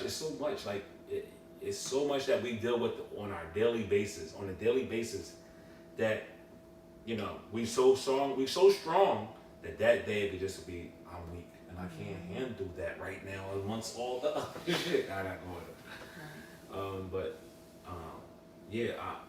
I'm not my normal now self, but I will get back to that. And I thank y'all. I thank you to the ones that reached out and care. I thank you to those that support, not just me, but all of us, the three of us, on a consistent daily basis. I appreciate the support that y'all write on our pages, in our inboxes, our personal text messages. I appreciate that. I appreciate the ones that show up every time we got something. Even if it's somebody posting Sunday Night Wine down on the YouTube page and we get an alert. But I got that alert today saying it was a thing on, and people hit me like, what's happening? I was like, it's something glitchy, just relax. Yo, I'm glad that people are so in tune that you can't even have a little split mishap. Yo, players fuck up sometimes. You can't even have a split mishap. I think it probably got like about 59 views up to this minute. It's a 3-second video. It's a 3-second video. I got called immediately like, yo, y'all rebooting Sunday Night One? No. I don't know what it is, but thank you. See you later, John. I do want to say shout out to Sarah because she said she's not a sharer, so that might be an issue with her. Yeah. And I'm not normally a sharer either, but since we've gotten on these platforms, sometimes that talking and venting does help. Yeah. So even if it's not somebody in your circle, find somebody that you can talk to, even if just to vent. Sometimes you just gotta get that shit out. Yeah. Thank you to my support system out there. I appreciate it. I love you. And I love all of y'all. Yeah. And I know each feels the same way. Yes. But again, what we said earlier in this show, make it make sense with each episode 5. We're gonna get our ass crying over there. Oh, He no. ain't get that much Stop it. moisture out the eye. He got enough, but he ain't get the full ball. I took it easy on you. Yes, you did. And now, like I said, it came out of nowhere, that one. It was a little sneak attack. But now, cut it. Cut your shit. No tears. Thank you. What's up, people? Make sure y'all like and share the video. Hit that thumbs up button. Click out of the live chat. Hit that thumbs up button. Thanks everybody for tuning in. We are going to be implementing a lot of things, so just bear with us as we are transitioning right now. But are y'all ready to get into ideology? Let's do it. Let's do it. All right, man. This is going to be a doozy. So, in Ideology 101, we're going to break down current, past, future ideologies that have been sayings or things or stereotypes or traditions, things of that nature. So it goes a little something like this, man. Is it better to have loved and lost than to have never loved at all? And that is this week's ideology. Let us know in the chat, what is y'all take, and who wants to begin? Is it better to have loved and lost than to not be loved at all? I already know mine now. You wanna know? I don't know. I'm stuck. Nell stuck, y'all. See, I'm Go ahead. totally cool with loving and the possibility of losing. Okay. The feeling of love, because you can have a good love, you can have even a true genuine love and still lose it, Right. because certain things are only for a season, right?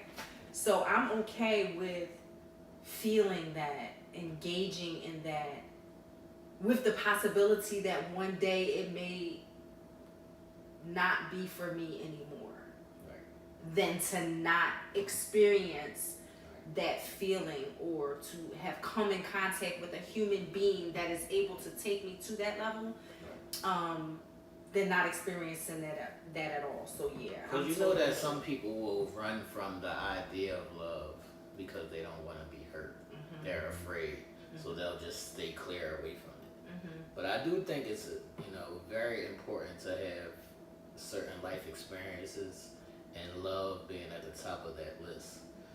I think that even if you met somebody and that could be the love of your life and you lose them the next day, I think that is still worth that time, Mm-hmm. that experience. Mm-hmm. Mm-hmm. I'm a strong believer in that. For real. I am.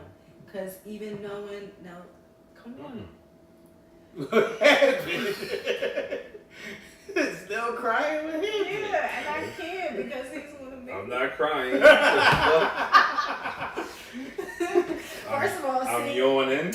Oh, okay. Because, see, when we were apart, I didn't see it as up close and personal. Okay. And as intimate as I'm seeing, Yeah, all right. things now. But what I will say is that, even knowing that something is possibly meant to leave you, I do feel like the experience that you get just by living in that moment Right. is still amazing, Okay. even if it's not meant to be for forever. I think that is the single greatest feeling I've ever felt in my life. Is love. Mm-hmm. Loving someone unconditionally, loving someone wholeheartedly was greater than nutting. And that's a fucking amazing Show feeling. over. Check. Like honestly, right? Like, that is, to climax is like the ultimate thing, Right. in intimacy. But love, to feel love and to give love and receive love is the greatest gift you can experience, because it's supposed to be genuine. And it comes off as that if it's being received properly. I would never not want to not know what love is, because I would be a total cold person. Yeah. And we come in contact with people that struggle with loving, knowing what love is, like being loved on a grand scale, being loved unconditionally, being loved, even with conditions.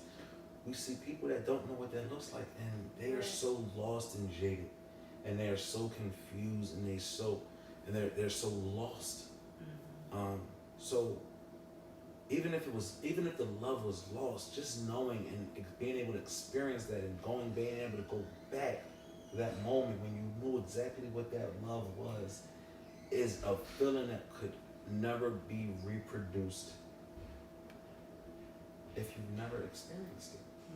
So I never would not want to say, oh, I don't want to know what that is, even if I was hurt, even if it was broken, even if it was destroyed, even if it didn't go the way I wanted it to go. I always want to still have that, because it's special, and not everybody gets that, but that person or those persons. That's why I fight so hard for it, right?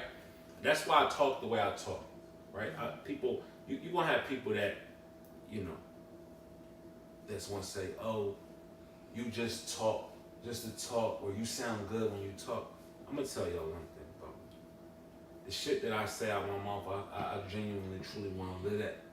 I don't got time to be a false representation just because it sounds good. Like, I genuinely want that to be the case. If it is the case, or it doesn't materialize, or we can't see past our nose because we in our feelings, that's that. But that don't mean that I don't want that to be the case, right? Because that's the end goal. When I get with somebody, or I want to love somebody, I love you, I want it to be forever. Forever just came before it was supposed to, or it didn't materialize into that. But that's what it genuinely is, and I want to fight for it. That's why I'm willing to go to whatever extreme needs to be gotten to for it to work. Now, if it doesn't, and we need to separate for a moment in order to realize that this is where I wanted to be, or this is not where I want to be, that's cool and all that, but that's ultimately what it is. So, Ish, what do you say to the people who steer away from love and stay on that side of the fence of, I would rather not be hurt, so I don't allow myself to feel that? You're doing yourself an injustice. The ability to be able to love someone to the point of expression of yourself and receiving that expression in return is unlike any other. When you steer away from that,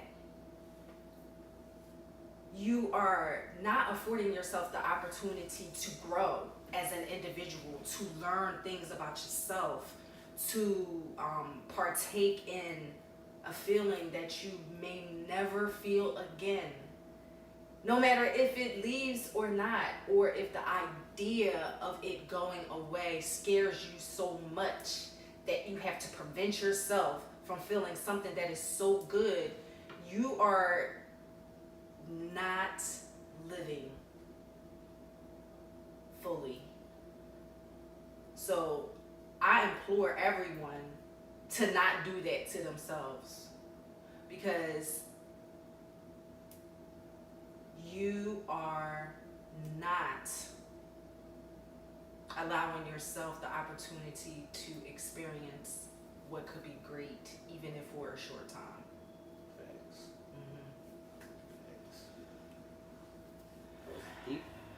That's crowd. that's deep. No. Listen, let me tell y'all something. Let me just make this little brief statement here. This whole little altogether thing. Not gonna work. Yeah. I mean, It's gonna work. everybody is going to need to have a box of tissues, not just us, but the audience members. I mean, everybody's going to have tissues, because when one of us, may shed a little something, we're going to look over and see that direct contact is going to be something else. So y'all better get ready for this new action that we got going on, because it might get a little heavy every now and again.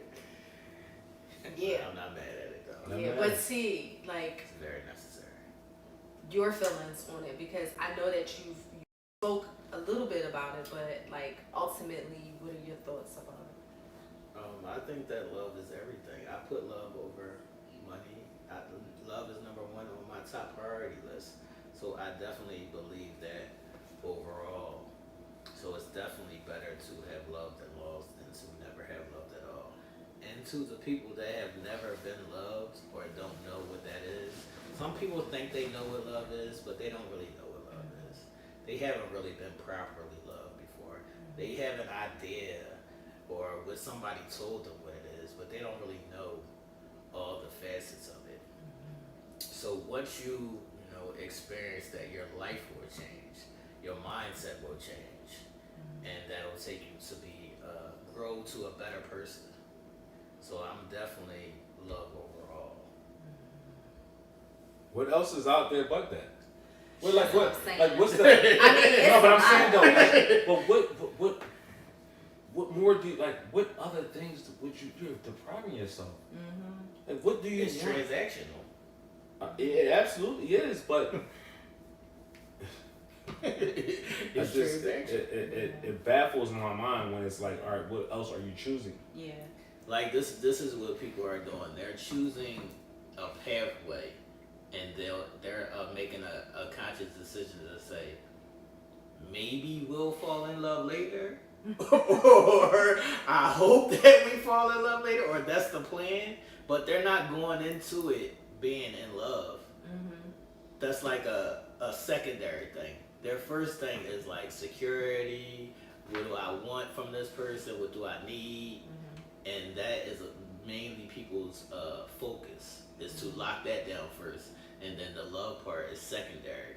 But I think that love should always come first. Come first. Yeah, I would definitely agree there. Y'all better get out here and be loving on these folks. Question. Another question. And so, are you willing to lose the argument to save the relationship? We do that every fucking day. Are you willing to lose the argument to save the relationship? I do that all the time. Right. I just zip it. Right, you definitely got to take a couple L's just for, you know, the perseverance of what you got going on. Long as it's not detrimental to you. Yeah. What you say? So, yeah. Absolutely, you got to. Absolutely. Is your idea of love the same as it was when you were like growing up? Not at all. And the reason why, because you're mature. You see, Yeah. like you get into something, or you see yourself maturing and growing. You know, what you may have needed and wanted as a teenager or a young adult is a lot different than what you were in your adult mature years. Things that you may have not have put an importance on as younger, you may now need to. Like I say, like now, I used to hate hearing old people say, "Stop bouncing that basketball outside." But now I don't want to hear shit. Yeah. As I get older, I don't want to hear basketball bouncing outside. So your patterns change, your thoughts change, your moods change, your ideas change, you change, and you're maturing into what you're being at that moment. That's why I say have these conversations. That's why I get so upset with people that say I don't gotta teach you how to love me. You do, because you're teaching me the new you. You're teaching me the 50-year-old you versus the 40-year-old you. You're teaching me the 40-year-old you versus the 35-year-old you. Right. You're teaching me Tuesdays you versus Sundays you. Right. So there always should be that tutorial of what it is that you want and you need. And it's not nothing wrong with it. Teach me. Right. Because teaching me is only going to give you more of what you need from me. Because I am clueless. I'm dumb. I'm uneducated when it comes to the new you. Right. Or the now you versus the you that was before. The you before might not be on that same vibe. I'm not on the same vibe as I am. Not only that, now I want to ask you, has anybody ever loved you the way that you want to be loved? No, maybe I conformed, right? And it's not no knock on nobody, right? But I think people take that and they hear that and they, oh my God, you feel like, no, it's no knock. I just think that maybe sometimes we conform to the way that people, so it saves face. Yeah. We save arguments and, all right, cool, you love me, that's how you love me, and I gotta accept that. But allow yourself to be taught and also teach. Please do, because it ain't nothing but growth for the both of you. If you allow yourself to teach me some nuances that's going to make me love you better, who wins? We do. Right. If you allow me to share my thoughts with you, that's going to help you better, loving me easier, who wins? Right. We do. Right. You're not getting scolded. You're not losing no life. God is not going to say you got to go to the timeout corner today, or He going to send you down there and say, no, this is only going to strengthen us. And I don't think people really understand that. The first thing they want to say, I'm not teaching no man how to love me. I'm not teaching no woman how to love me. Why not? You know you better than anybody else. So if you want somebody else to know you equally as well as you know yourself, are you not going to give them the cheat sheet to your life or your love? Yeah. And two, I feel like people sometimes stay in a space of what it is that they want and need. Right. That they don't then focus on their partner and what it is that they want and they need. So that, it can be a collective effort. I feel like a lot of times people will just stay in, I want, I need, this is how you should be doing, you ain't doing this, so if you ain't doing this, then this ain't gonna work, and this, I feel like that's what happens a good portion of the time. And I'm not saying that everybody doesn't communicate or that every relationship doesn't have the sit downs or whatever the case may be, but a lot of the times people get lost in what it is only and solely that they want and need, that they fail to even ask or consider what their partner is feeling, what their partner is lacking, what their partner is desiring or anything. You know what I mean? Because it's solely About them. Oh, well, you didn't do this, or you're not doing this. Oh, you acting like this, and you behaving this way, and this, that, and the third. Okay, I get it, and I might be not doing X, Y, and Z, but did you ever take into consideration maybe why I'm not? Or, you know what I mean? What is happening with me that is having me affect, not me per se, but just the other individual, you know what I mean? People have to be open to those conversations. People have to be open to those conversations People are and not just open to not those shut them conversations. down. And Right. those conversations, a lot of times, you know what I mean, are not being had, which, is the breakdown of communication. It's because people can't take what you're about to say. So you want to have those conversations, but everybody not going to be able to eat that. Right. You can't tell somebody because they're going to take it personally. You can't tell them, yo, I need you to love me this way. They automatically put it back on themselves and be like, well, am I not good enough? Right. Am I not? It's like, it's not about you. The bottom line and the base of love is unselfishness. It's not about you. Right. We don't. People had conversations, but the conversations are not the conversations that are to strengthen us. Right. It feels like the conversation is to belittle Right. or to scold or reprimand I know. instead of saying, yo, babe, we in this together. This is what I need from you. Facts. This is what I need from you. Or I need you to tell me what you need from me. I need to understand exactly what it is that's going to make us better because I'm in this. Right. I'm in this, you in this, we in this. Right. And far too often we just get caught up in our own little selfish mind Yeah. and our own propaganda and our selfish agendas, and we always want to forcefully tell this person what they not doing for us instead of sitting back and saying, well, what can I do for myself? What can he do for himself or she do for herself? What can we do together for each other? Right. What can I bring to the table that's going to strengthen our result? Right? Everything ain't always gotta be a fight session. Facts. And every fight session ain't always gotta be a fucking breakup session. Right. Because sometimes that fight, if you listen intently, you want to hear what that person's plight is. If they're genuinely trying to get you to see what they need. Yeah. Because sometimes people just saying shit just to be messy. Sometimes people just saying shit just to have something to say instead of something, let me listen. Because the overall grand scheme of the conversation or the argument or the disagreement or just the talk is hopefully to get y'all back on one accord, get y'all back on the same page, or more or less moving as a unit. I know that's how it is when if I'm arguing, fighting. I don't want to argue and fight with you just because I fucking like to scream. Right. I want to argue and fight with you because I want us to get better. And because at the end of how many that, times do you not say something because it's not going to be heard? oh, I shut the fuck up. I don't even. I might. And if you ask, Oh, you argue, you go back and forth. Yeah, but it ain't on what I want to talk about. It's more or less just defending something that was said, not productivity activity. No, the productive conversation. Yeah. And I think that's where a lot of relationships are lost. Is you're trying to get one over on a person. I gotta say this to one up. Fuck the one up. Right. Fuck the one up. Cause now after we done had our conversation, you mad for a week. I'm sitting over there. Now we ain't talked. Now the first thing out your mouth is how come I ain't heard from you all week, and how come you didn't this, and you don't love me, that you ain't checked on me. It's the bullshit gotta come in. When it didn't have to get to that point, it could have been like, all right, cool, babe, I got it.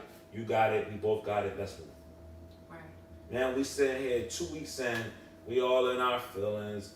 We done said shit that the other person didn't like, and now we ain't talking. And it don't gotta be like that. Or we gotta destroy each other.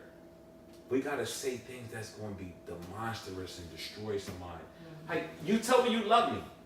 How you curse me out and say all this wild shit to me in a text message?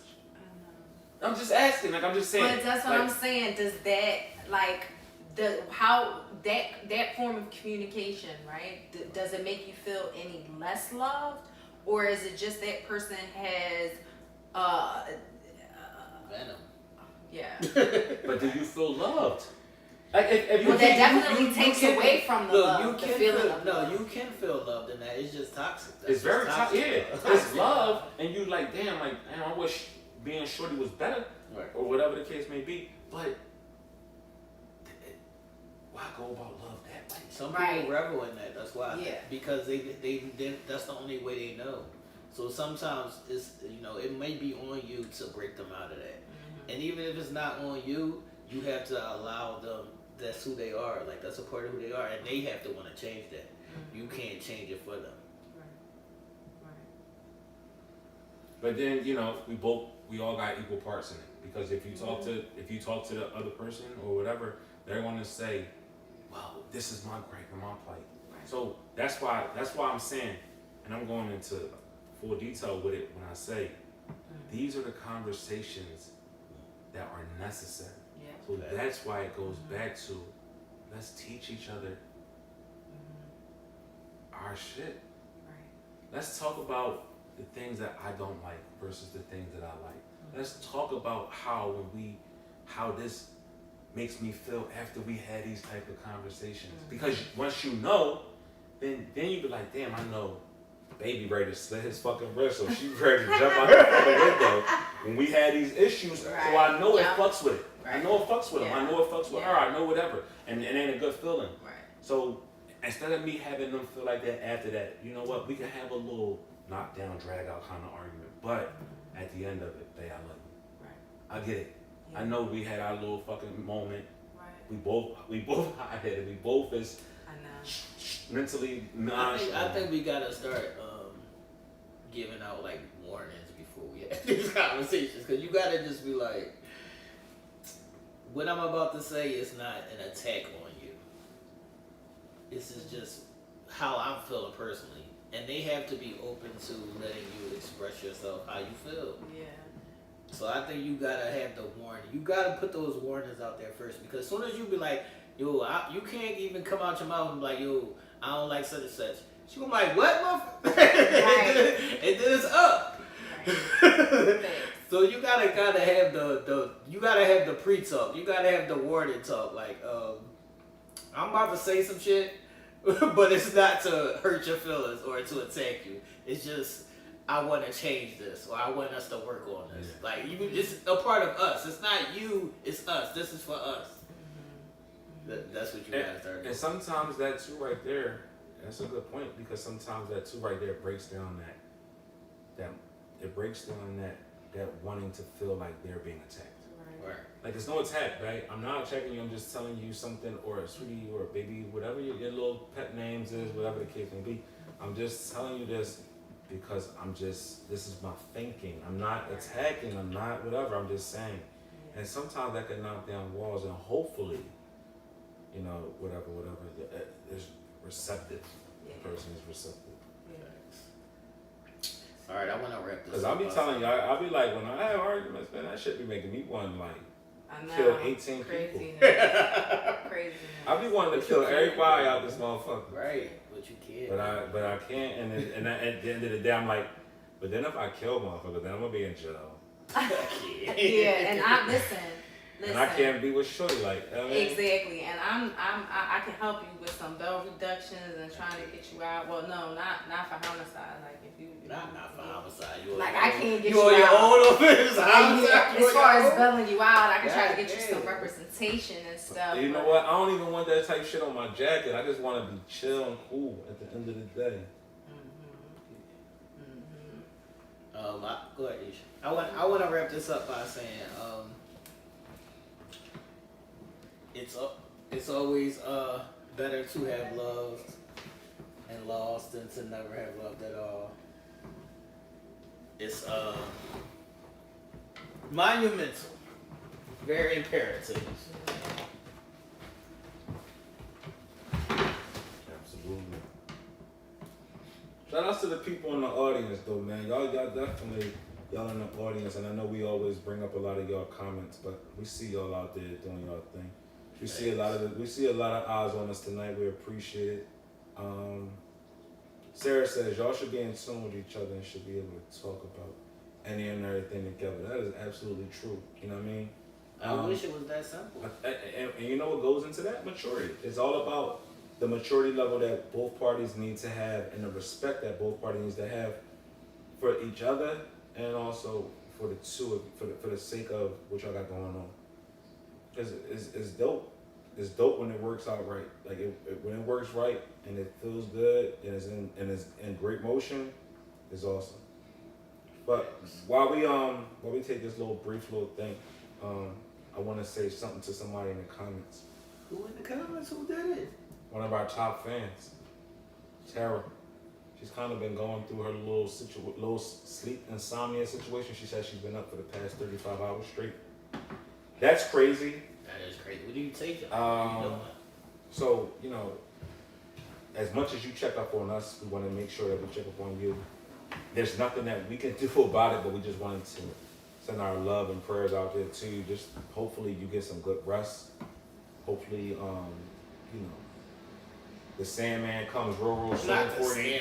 Sandman. The Sandman comes real soon for you, that you get some good quality rest, because being up for 35 hours straight is wow.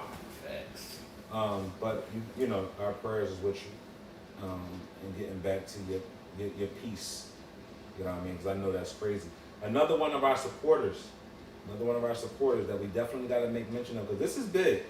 I seen this the other day, and I actually kind of posted this on, you know, our Friday Night Lights, and she definitely supports us here at Uncensored Minds and also on a number of one of our platforms. Joanne Roberson just celebrated, and I want to make sure I get this right, she just celebrated her 29th anniversary of being clean and sober. So, you know what I mean? Shout outs to Joanne Roberson for hitting that milestone. That's great. 29 years of being clean and sober. And she said she did it with, you know, the grace and mercy of her Lord and Savior Jesus Christ, and also her beliefs in God. So shout outs to her for 29 years of being clean and sober. So Joanne Roberson and Tara Pierce are our Uncensored Minds top people of the week that I wanted to shout out for some stuff that is positive and that's going on in their world. So shout out to y'all two ladies. Get some sleep, Tara. You need it. She probably was at the 50. She probably was at that 50th year anniversary for hip hop, man. You know what I mean? She was at Shout the out to Barclays. Tara. She was at the Barclays. She was somewhere. She was at the Yeah. Barclays. Shout out to Sarah, man. Yeah, her jig on. Congratulations. Congratulations, Joanne. Tara, get some sleep. Yes. Tara said, thank you.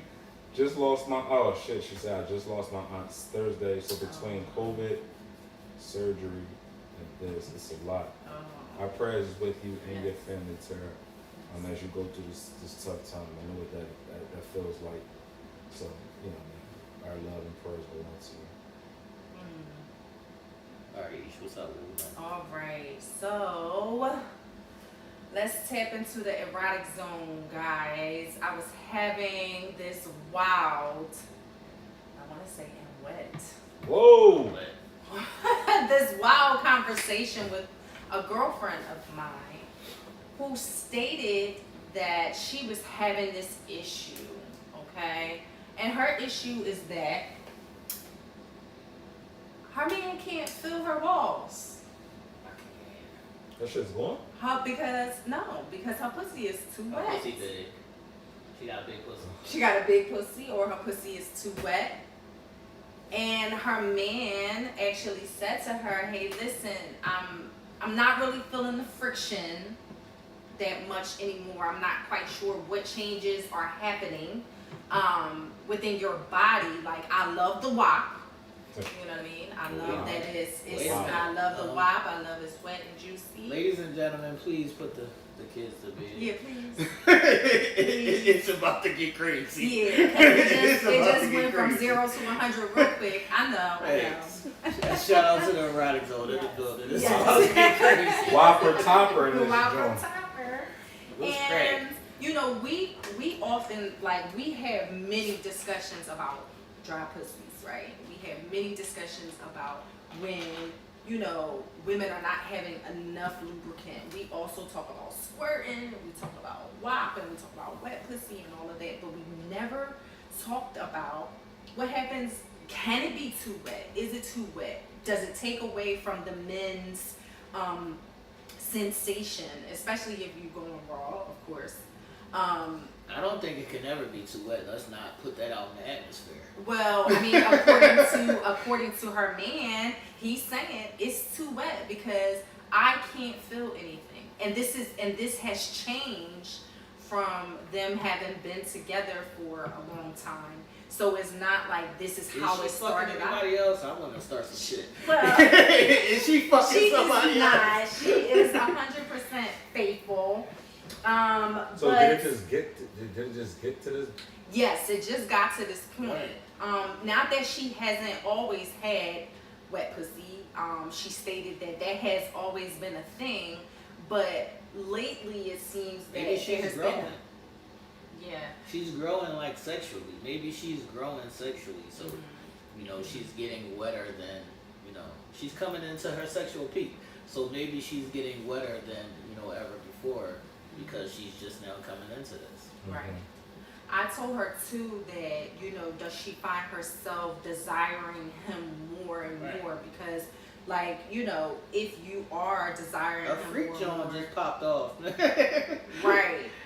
So she was basically stating that, she doesn't feel like her sex drive has changed or her desire for him has changed any more that would make her excessively and overly wet to the point where he can't feel it.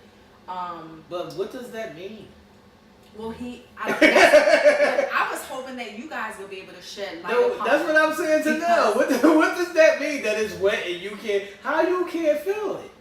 Yeah. It don't matter how wet she is. You will still feel it. Yeah, he said it's been so wet that he That's doesn't insane. feel any traction, any friction, and any sensation for him. Could it be something on his end? He could be having a physical issue. Yeah, he could be having a physical issue. So would you be offended, like, let's just say, would you be offended if, cause I told her, well, maybe try some things in the interim, No. like, Never would you be would offended, like, No, some if people maybe would be offended. if she dried off a little bit? Dried or- off? What the fuck or is she if- sticking a towel? Well, I mean, I'm While talking we about, like, fucking? in her case, like, if he's saying he's not feeling it, like, she's thinking of what can I do to get him to get him to a place where he's First getting of all, it feeling I don't care how wet she is. If he's not feeling anything, he needs to go to the doctor. I'm serious. Maybe he's I having don't some numbness in his penis. That's what I'm saying. I don't care how wet she is. You gonna feel the wetness then. You're not gonna not feel nothing. You Right. gonna feel something. Right, because now she's thinking it's me. So now she's thinking in her mind, what can I do? Like, That's why so I asked, can man. I dry She off went, a she little went and bit? fucked the ball, man. She went and fucked the ball. No, that no, animal, she that didn't. animal smashes girl. No, she didn't. She's 100% faithful. But no, do you feel like, would you rather have a drier pussy that you would have to lube up, That's insane. or a pussy that is way too wet, That's insane. and then work backwards There's from no there? such thing as way too wet. I told you. Yeah, that's why we Let's spitting not that put that out motherfucker. there. Yeah, that's why we spitting in that motherfucker. Ain't no way too wet. I mean, there's no such thing. Even there's girls that squirters, and there's girls that be like dripping wet. Like you ain't even smashing, she dripping wet. Yeah. And you still ain't gonna be like, yo, you too wet, shorty. That What? shit is amazing. Like the fuck, like I never heard nobody having a problem with too wet. I know, and this is what I'm saying. I always heard that y'all girls say y'all shit's too wet and y'all shit is a problem for y'all because it's Yeah. fucking up the panties and all that. And Right. they always got a panty on it, but the guy saying it's too wet. Yes, and That's what I'm saying. this is why I was so confused. He's with having her. a physical problem. Yeah, I didn't know. Like, I mean, I've never heard of numbness in the dick. No, So- it's not numbness in it. He's having a physical problem, meaning he might not be getting erect. Erect. Okay. He might yeah. not be having a full hard erection like Right. he used to experience. Right. And that comes with age too. Right. You know, we Yeah. lose testosterone and pills. Medication you take, and if you do certain drugs and Right. eating certain food or whatever, that shit can definitely change. Yeah, I see Angelia saying, That shit can definitely change the complexities of a lot of shit. Yeah. So let me ask y'all something.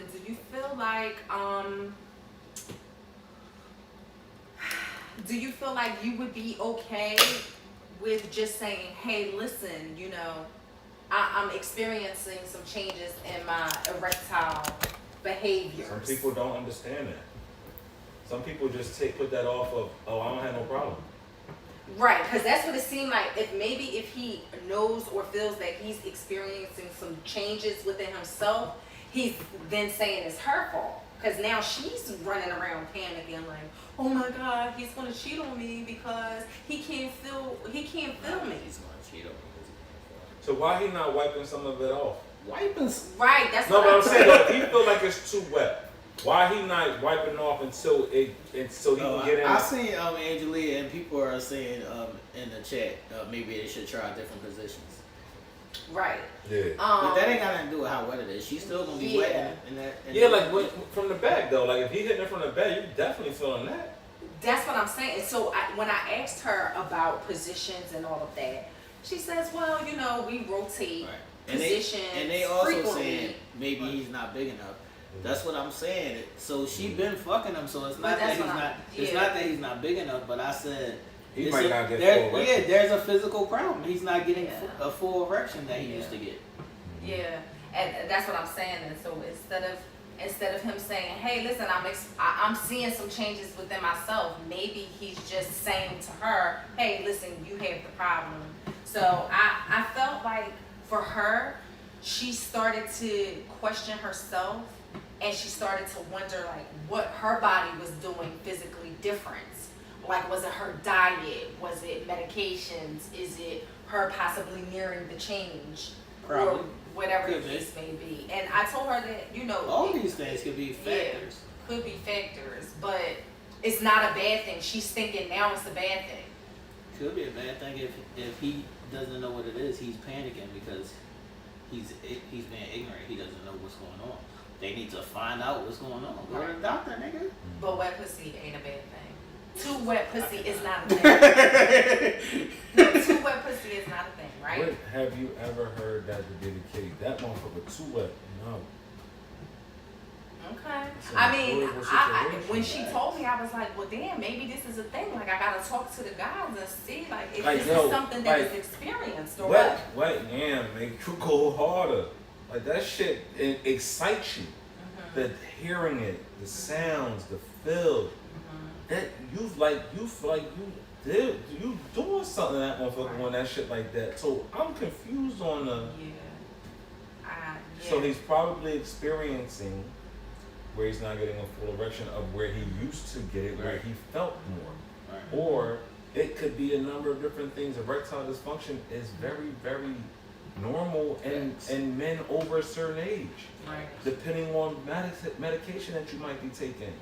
Could be playing a part in that. Yeah, he probably get high. Yeah. Niggas, Seriously. you I never can't know. say But whether look, or not, but you're this right. the thing. People associate weed, oh, weed's good for me. You don't know what these people putting in this weed, lacing this shit in the street. Like, the shot. This for episode of the shot, and I was like, people don't know what the fuck they smoking. They smoking that bullshit, Right. and I'm smoking that good shit, and you ain't gotta cough to know that you got some good shit. You feel it. Right. So y'all gotta lay off the drugs, lay off the stress. Y'all gotta just. I need to know the full breakdown of this. All right. So this is the words out of his mouth. He said, It's too wet.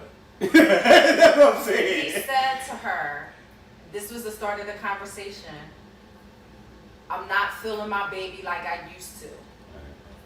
And she said, well, what do you mean? He said, I'm not feeling my baby like I used to. And she like, your baby? He like, yeah, that pussy. Right. Like, I'm not feeling it like I used to. And he said, it's too wet. Right. And she like, it's too wet.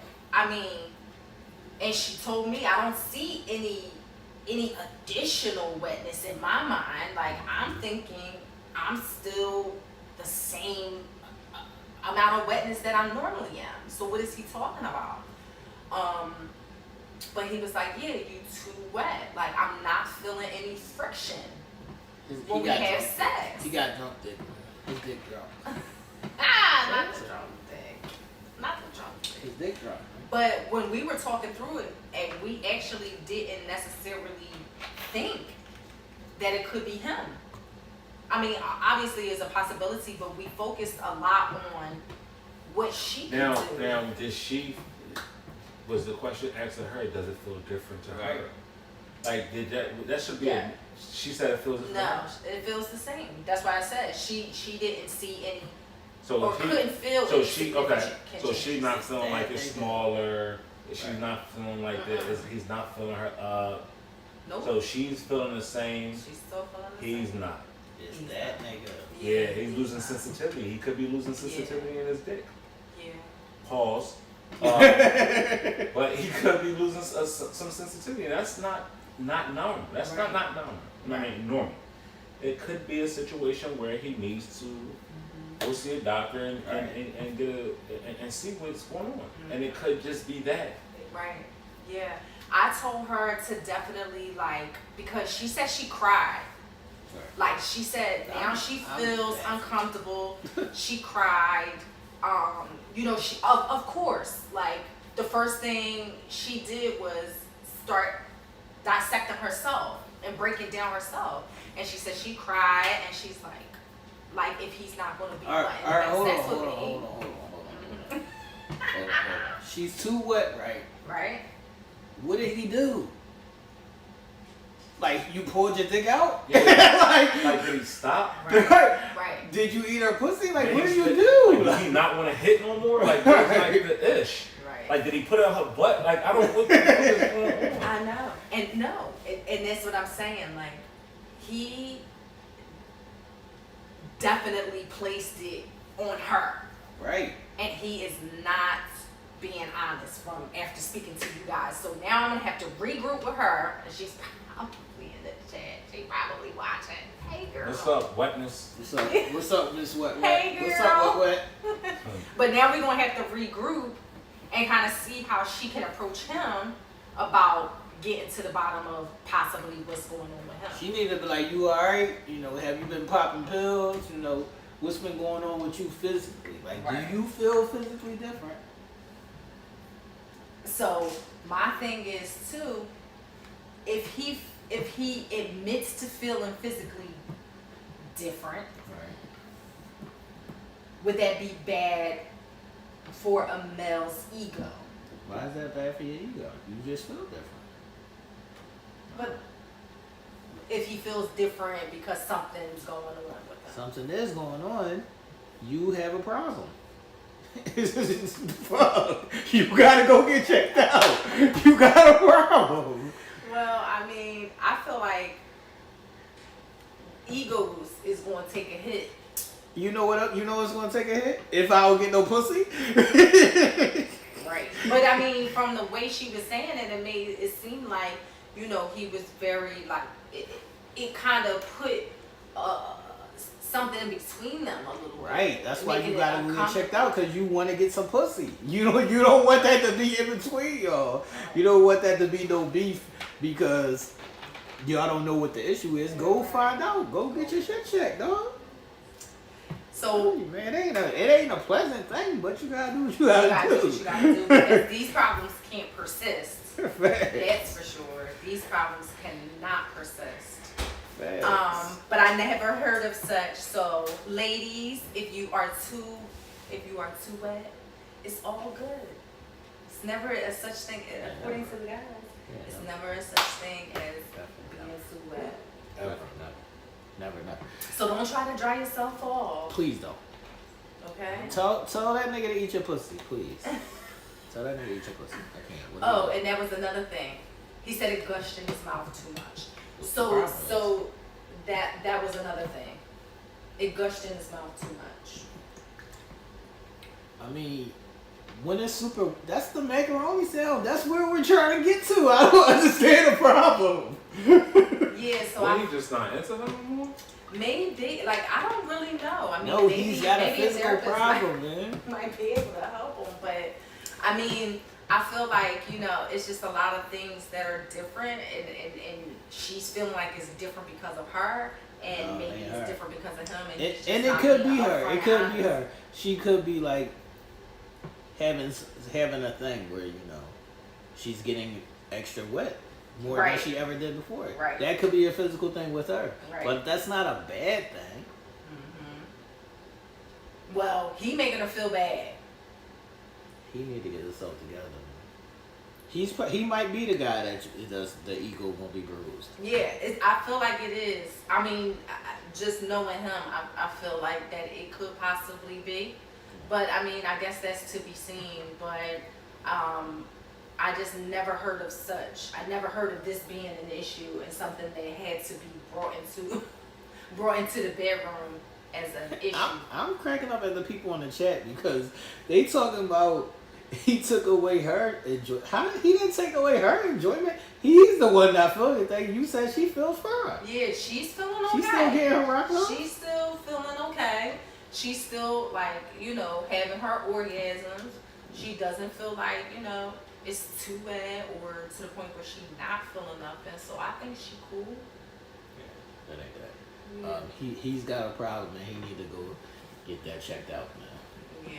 That's all that is. Go get the checkup, dog. Yeah, go get the checkup. Men, Go get after that. a Go get the certain little metal. age, what's the age that's range? right. I think what's the age range for what do you guys what is your The age range of what? like to get your erectile stuff checked? Oh, Do that y'all can- get that checked? That can start from 30. That can start at any time. I know young boys that had that. That can start at any time. That can start at any time. But it's no like preventative measures for your penis. No. So that's what it is. Yeah. Yeah. Okay. Well, men, make sure that you know you get your peters checked. Women, it's It's never painful. too wet. It's painful. It is. Oh yeah, they stick a little something in y'all tip. Yeah. Right? Look at them. They stick a little something in your tip. But you gotta get it done. Get it done. Yeah, shit like that. You gotta get it done. Get it done. So. But yeah, that was a combo that I What was had. like, Diana, how do you know he made her cry? Yeah, that's what I said. Diana said he made her cry. Right, that's what I said. What are they talking about? She just want to understand what's going on. Yeah. She wasn't crying. No, she did cry, but let me tell you why she cried. Did she cry to you or did she cry to him? She cried to me. Right. She Did he- didn't cry to Do he him. take blood pressure medicine? That's what I'm No. saying.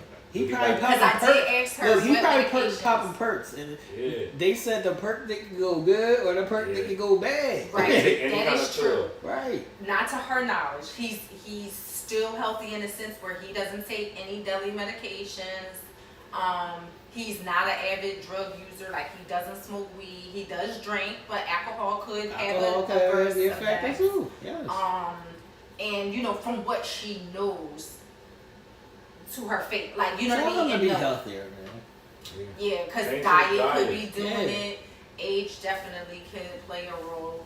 How old is he? He's 48. Oh yeah, he old as In the shit. mix, yeah. Not old as shit. That's old as shit for But a guy. yeah. Definitely, I mean, you know, diet, age, alcohol. We talked Men's about sexual those things peaks too. is totally different than a Facts. woman. Woman's is later in life, and the man's is in the beginning of it. Beginning, It's yeah. younger years, so Yeah. He might he be- going through a whole situation where he's learning He's going through the change. Yeah. Right, yeah. Because, right, like, in that age frame, like, women want to hump, like, But you know what I All will, the you time. know what I In will what say age though? frame? You know what I will say though? What I age- love the hold fact on that now, what he at age least, frame is this? I love the fact that he at least talked to her. yeah. he You gotta did. respect it though. You gotta respect Yeah, that he at he least had a did. conversation about how he felt and didn't just. I don't respect it because he was ignorant. Yeah, he He's but he gonna don't have understand that his friction. stuff. He don't understand him, so he going to, you know what I mean, bring it to her. But Right. I like the fact that they both having a conversation with each other. This is true, and not just Okay. you know, yeah, I get it. No, I was saying the age range, like for women, I don't know for certain, but they say from like 45 to 60, a woman's In her mix. in her mix. That's why she. yeah. That's why. Yeah. And her Shout out sex to all the drive 45 is to 60 year yeah. olds. Shout out. Her sex drive is way Shout outs to y'all. higher, Shout outs to y'all motherfuckers out there. and then y'all be winding down 48. First of all, watch your mouth. Listen, Don't even say all that out loud. I mean, you know, No need to say all that out loud. like, you know, when y'all younger, y'all be going at it, but the older y'all get, you know, slows down a little bit. Just kill me at that point. Take me out. Which is, Take me out. When those fees come, take me out. Cool. I ain't never gonna say somebody got too much white animal. Though. That's Like, what I'm saying. Shit. That's, yeah, that's kind of crazy. The I'm squirters like, be what? wet. Like they be That's what I'm dripping wet. saying. Like before that you shit even is take their awesome. drawers Like off. seeing your bed all Your fucked sheets up. all It's messed just awesome. up. It's crazy. But I'm like- it's gushing out. I'm making her ass laying that shit. Nah, That's why I they take it to her side of the bed. You laying that shit for the rest of the night, and nobody gonna watch them sheets. So guys, don't tell your girl her. Who's telling the pussy's girl too that wet. she's too wet? No, not That's y'all per amazing. se, but any men that might be, you know, watching. Please don't tell your woman that her pussy is too wet. That's insane. Yeah, please don't. Shout out to the wet boxes. Yeah. If that shit too wet, if that shit extra wet, take your hand down there, wipe it up and smear it on her face. No, just eat it. I Swallow love it. Well, I mean, but some people act. Some Take I'm her gonna hand. not say Yeah, people. Some take guys your hand act and too do- free Take your So hand afraid down of there. what? of the gushing in their mouth. Take your hand down there and be like that. I'm looking for the gush. Who got the gush? Who got to? Who got the gush? See, run right to the gush. Nobody's turning down some good white pussy. Who's doing that? That's Who right. got the That's- gush? I got the pushing for the gushing. Who got the gush? Somebody said that is he liking another sex? What? Now we open up Pandora's box. I know, and then I just left it alone. Why does We that gonna to leave go that to alone. for them people nowadays that Nigga gay. he gay? Because he can't feel his shit. They try to put my man in the, they try to put my man in the rainbow It's color going around. jumpsuit. It's going around now. They put my man in I the know, rainbow color I jumpsuit. know. He just asked for this. Wait a minute. Helen said there's other alternatives. What is the other alternative? To what? So what? Wetness? To too much wetness? No, I think she's talking about just fucking. Oh, okay. Yeah, for sure. No, It's- no, it's not other for sure. alternatives for some people. Like, you know, I don't know necessarily if it will work for everybody, you know, not necessarily having sex and doing other things besides that. No, would you tell your girl that? What? That her shit too wet? Yeah. No, I'm never going to tell her that. That's stupid. That's what Alright, I'm but let's saying. just say you stop feeling sensation. that Right. I'm getting myself looked at. That's what I'm But saying. I'm never going to tell But I'm that never beautiful gonna tell young you lady- that. I'm But never let going me to tell ask that you beautiful black woman that her shit is too wet. 'Cause All right. I can't feel it. All right, so let me ask you something. What is, if it is in fact the guy needing to get checked out, Right. he goes and gets checked out, and there's nothing that can be done to assist him except make her drier. You can't make her dryer. Nigga. What if she wet? Like She wet. wiping it Nah. with the towel. If she wet, she wet. Even if you wipe it, she gonna get wet again. Why you Put a fucking? fan down there. I can't. Damn. No, Dry it out You'll with give her the pneumonia. it just might be over. for her. You will give her No, what if it's over for her? It's over for him. That's what I'm saying. He done got to deal with it. Right. You want her to deal with just not feeling it. Right. Ooh. It's over for her. Well, get a cock ring or something to make that shit make it Yeah. bigger. A I cock don't ring know, will my guy. definitely work. Don't know. I have no clue. No, it's over for buddy. It's A over cock for you, ring will buddy. definitely work. It's over for you, buddy. Because it'll help. How you old know. is she? She's 46. She's She not proud. going nowhere no time soon. That's what Whether I'm she saying. get in her 50s and 60s, she's going to even more sexual. She Yes. prime real So- estate. Huh? Yeah. Yep.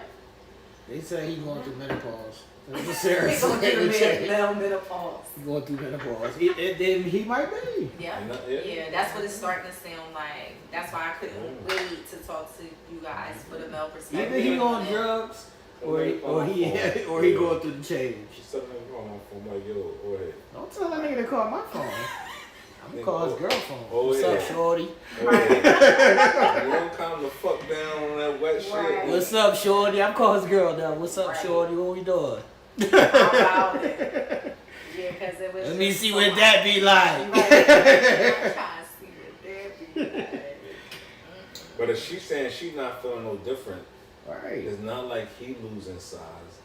It's that he just probably losing feeling Feeling and the sensation, sensation. Right. which could be attributed to a number of different things. Yeah. Facts. Yeah, we gotta start working on it. But first is going to be the step to getting him into the realization that it's him. Because And they not say help men, us. they say men start losing natural testosterone what in their 40s. Am I So- in my phone? They said men start Yeah. that's just the Take me reason out. why men's bodies change in their 40s. Well, They why get do y'all take me flatter. out? So I'm sick. I'm dead ass. when you get in your 40s, your body as a male, your body changes differently. Differently, And yeah. he's experiencing that now, and he's thinking that it's her that's too wet. It might be him just with the sensational, the feeling and sensation. Because she said he's no different a bit. Right. No, Yep. what if you go and eat pussy? Would you be good with that? Yeah, I'm not. Yeah, I'm cool with whatever. I bring them motherfucking. Yeah, I don't fuck. Yeah, well, it's some men that's only able to do that. But why would you not stick your drink in there? What you mean? Because you can't with. You It don't can't work. get it hard. It don't work. Oh man, nah. I'm gonna get wood or something. I'm gonna get some sticks or something. You ain't feeling it though, so what's the Give a point? fuck. There's still emotion in the ocean out Not there. the stents. Wait. I'm getting a not cast stents. on that motherfucker to get You that. cannot slide that in the vagina. Like, cut it out. Somebody gotta take me out at this Yeah, point. cut it out. I Sorry. cannot. I cannot. Take me out. Yes, yes, yes. So that wraps up that erotic zone. Yes, We sir. kind of know, girlfriend. I'm gonna make sure we talk after this and see what we can. She So said, that- give her that number. You know what I mean? Yeah. We'll make see this what we work, can man. do. Nobody I handle it. Yeah. Right. Because eventually it'll get to a point where, they're going to be mismatched sexually. And if it's not, like, worked on and communicated through, it's going to be issues. Wait a minute. You should have asked her how often they having sex. Okay, so I did.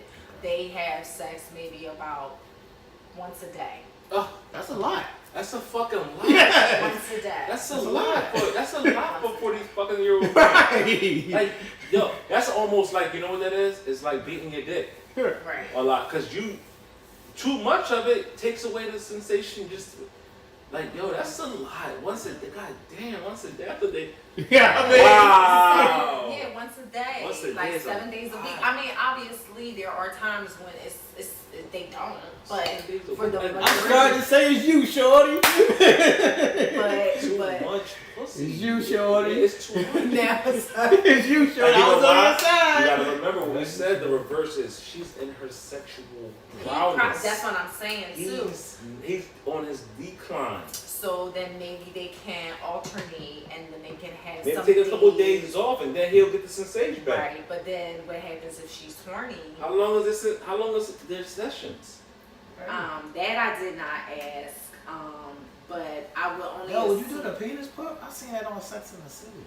The penis Penis pump? pump? What's the penis pump do? Your dick don't get hard, so that you got the pump. You got the pump. Yeah, you put you the gotta pump on your pump, dick and you pump pump it your up. shit up. For what though? Like It get you It hard. gets you hard. for how long? Couple minutes so you can have sex. So you can have sex until you can get a full I'm erection. still in the age. I'm still in my age where I can get my own dick hard. Nigga, I'm asking you if you had to use the pump, But would if you you had to use use it? the pump, would you? If I couldn't get my dick hard, Right. I mean, that would be better than the stents. Because them stents is wild. I'm not using the pump, man. You fucking lay on the bed waiting for me while I'm standing up and pumping my. Yo, Nah, I you can using hear the pump, her dog. now cussing me the fuck out. You That's what I'm fucking saying. little dick nigga. I'm not saying I'm not- Could you imagine in an argument, you little dick pump nigga? Don't you little Throw this nigga. fucking pump at your fucking head. Listen, I'm high in the pump. No, I'm on in. Sex in the City, she played more with the pump, man. Yeah, that's it. You can't come back from that. She put out a toy and started playing with it, so he was like, really? Wow, that's crazy. So you got pump issue, you gotta let in get your pump work on. Yeah, that's Angelia, once a day is not normal in a healthy relationship. Y'all be out here pump faking. Everybody's Pump. not having all this sex. Pump But that's Cut faking. it the fuck out. Fuck that's faking. not pump faking. That is pump faking. No, it's not. That's the fuck it No, is, I'm man. serious. Like, it's not. That's the fuck. I don't even know nobody that's fucking a girl every day. Bro, niggas got fucking jobs. Yeah, I mean, Like, cut the fuck out. I'm not against it. I'll it take it. It sound good. Right. But all right. come So the let me fuck ask on, you like, something. niggas So let me is- ask you something. She's laying in front of you 7 days out the week. You're saying that you wouldn't fuck it? Yes, but sometimes Yes. you tired. Right. Y'all both Have fucking some tired. time. Anybody got time? Fucking all the time? Come on. It's cool. It sounds good. That's what I'm saying. I would take it, but what I'm saying is things just come up. Like, Like, be Right. tired. motherfuckers fall asleep, whatever. Yeah. Like, Yeah. you gonna miss it. You gonna miss it. Everybody not fucking every day. That's a lie. That's the beginning stage of it. But then, yeah, that's beginning stage. That's the when you first meet y'all bud, y'all in for 2 months. that's And, not in those. but this the thing. After you fuck every day, are you not expecting that nigga not to go? Right. That nigga, his dick tired. It's his side. Mine's dick tired. Yes, It's it's not. dicks. Oh, poor little dick. Not poor little dick. Don't say that. Imagine a girl saying that to you, though, because your dick tired. Oh, poor little dick. What? What shit out of her? I really wanted to give me a fucking boy. She getting chiseled. Cut it out. Like, what? No. Poor Yeah. dick. Oh my God. Not poor little dick. I can't. So I was watching this little thing on Instagram. Guy was going around asking women, what's their preferred time, sex time? Like, what's a good time for them? The consensus was, what do you think the consensus was? For women? Was it 10 to 15 minutes, Oh, I thought you were talking about time in that day. 5 to 10 minutes, or 45 minutes to an hour? What do y'all think was the consensus? What was the first joke? 10 to 15 minutes, 5 to 10 minutes, or 45 minutes to 5 an to 10 hour? minutes. 10 to 15. 5 to 10. Consensus was 5 to 10 Yeah, minutes. 5 to 10. They said anything over that is just to fuck it out, get off it. Right. Now, one girl said 10 to 15. The other 2 girls said 5 to 10. So if y'all having a 30 to 45 minute session, that's too much? No, not the men, the women. But I guess they were saying on a regular. Yeah, on a regular. A session is a session, but on a regular, 5 to 10 That's minutes too much for women. They get tired. is enough. Right. Is enough. 5 to 10 minutes, they said that was good for them. They tap out. What do y'all think? So if that was alright. So that's the time limit. What do y'all think was the consensus size that they said they were more comfortable with? It's like 7. 8 to 10 inches, 5 to 7 inches, Yeah, 5 or to 7. 3 to 5 inches? Yeah, 5 5 to to 7.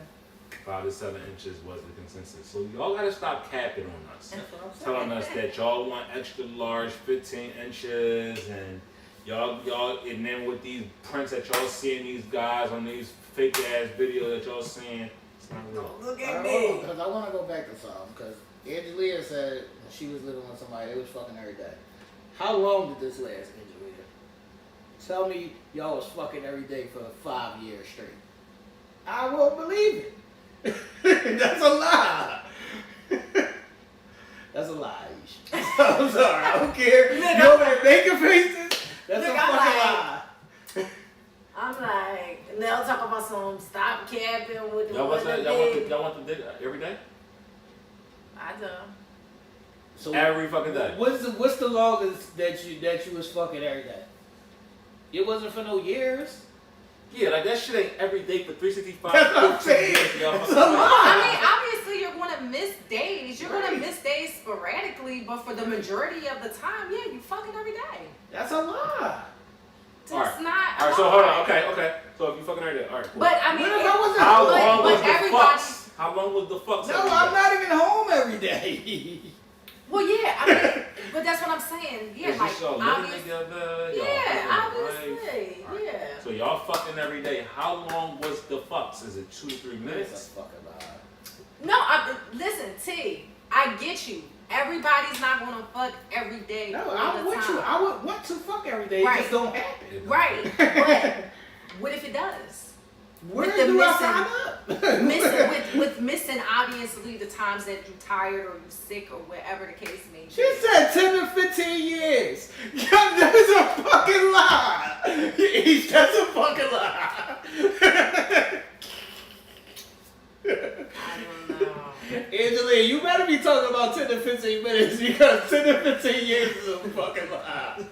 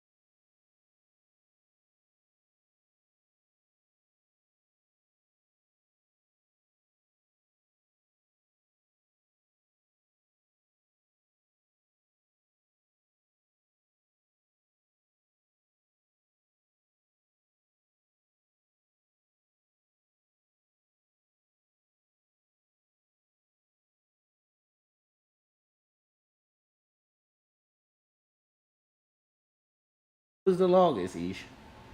What? When you was fucking every day? My entire marriage, How many years? 10. So you was fucking every day for 10 years. Now you Angelia. Besides the days where, you know, he might have been tired or I might have been sick, he was fucking every day. Where my pen at, man? Every day. I'm trying to find out where I signed up, man. All right. So who was the initiator? Was Right. they both initiated? Like did They you probably jump both in was Yeah, one initiated. they seat? both He initiated. Yeah, they jumped both in the was game. initiated. Yeah. Yeah, they Yeah, both for was sure. initiated.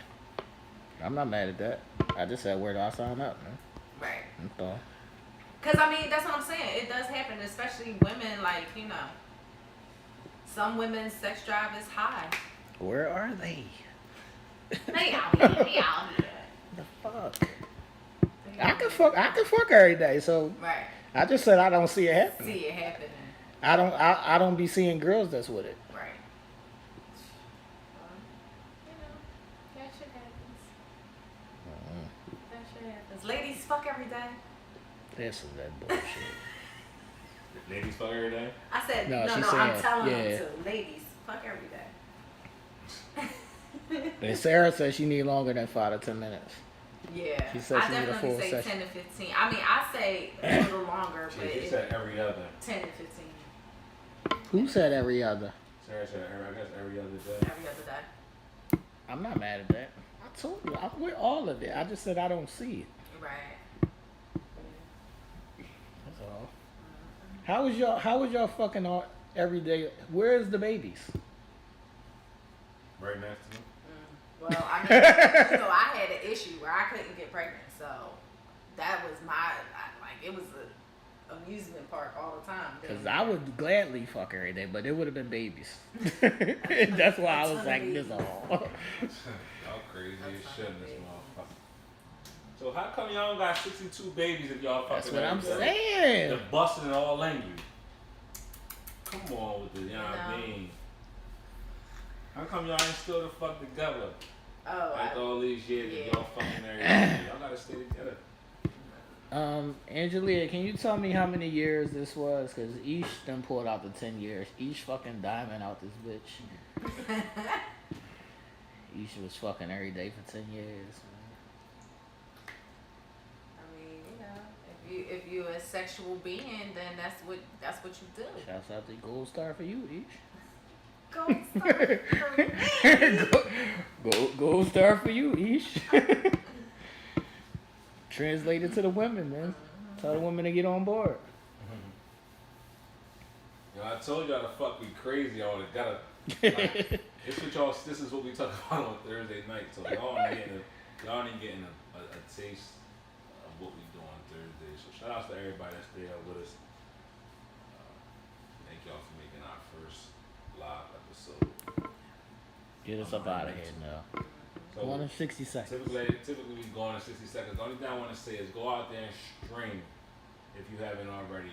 Make it make sense. I tried to bring some dope content these past two. I know we had to get through the first one, which was KD. We had to make it make sense with her. The next one was, something that's imperative to us all, which is travel and what that looks like. But these last two right here were necessary and needed.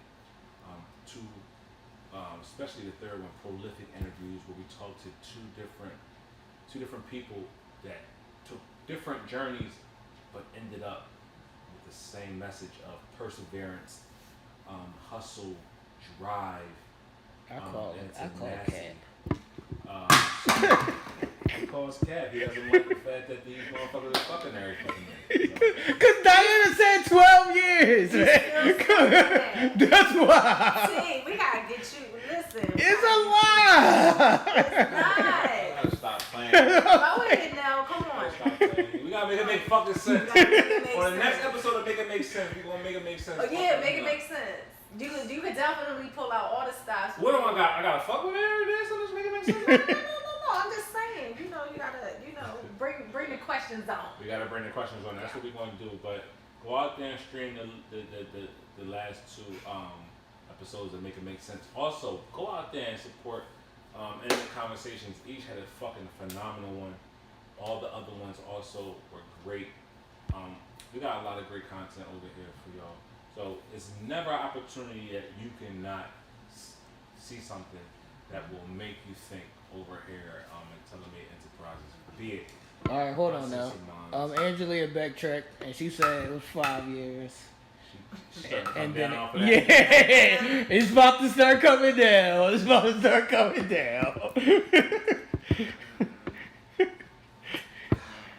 be 2 hours after that.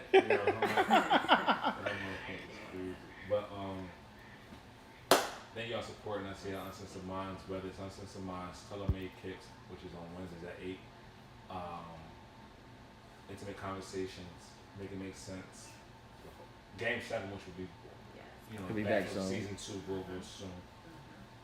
We got a lot of things over here for y'all, and it's only going to get even more crazy. That last week that we took off, it really wasn't for us to get back in order. It was to get y'all ready for the variety that we about to bless y'all with. So keep on be on the lookout for a number of amazing things that we got going on here. It's crazy. It's crazy.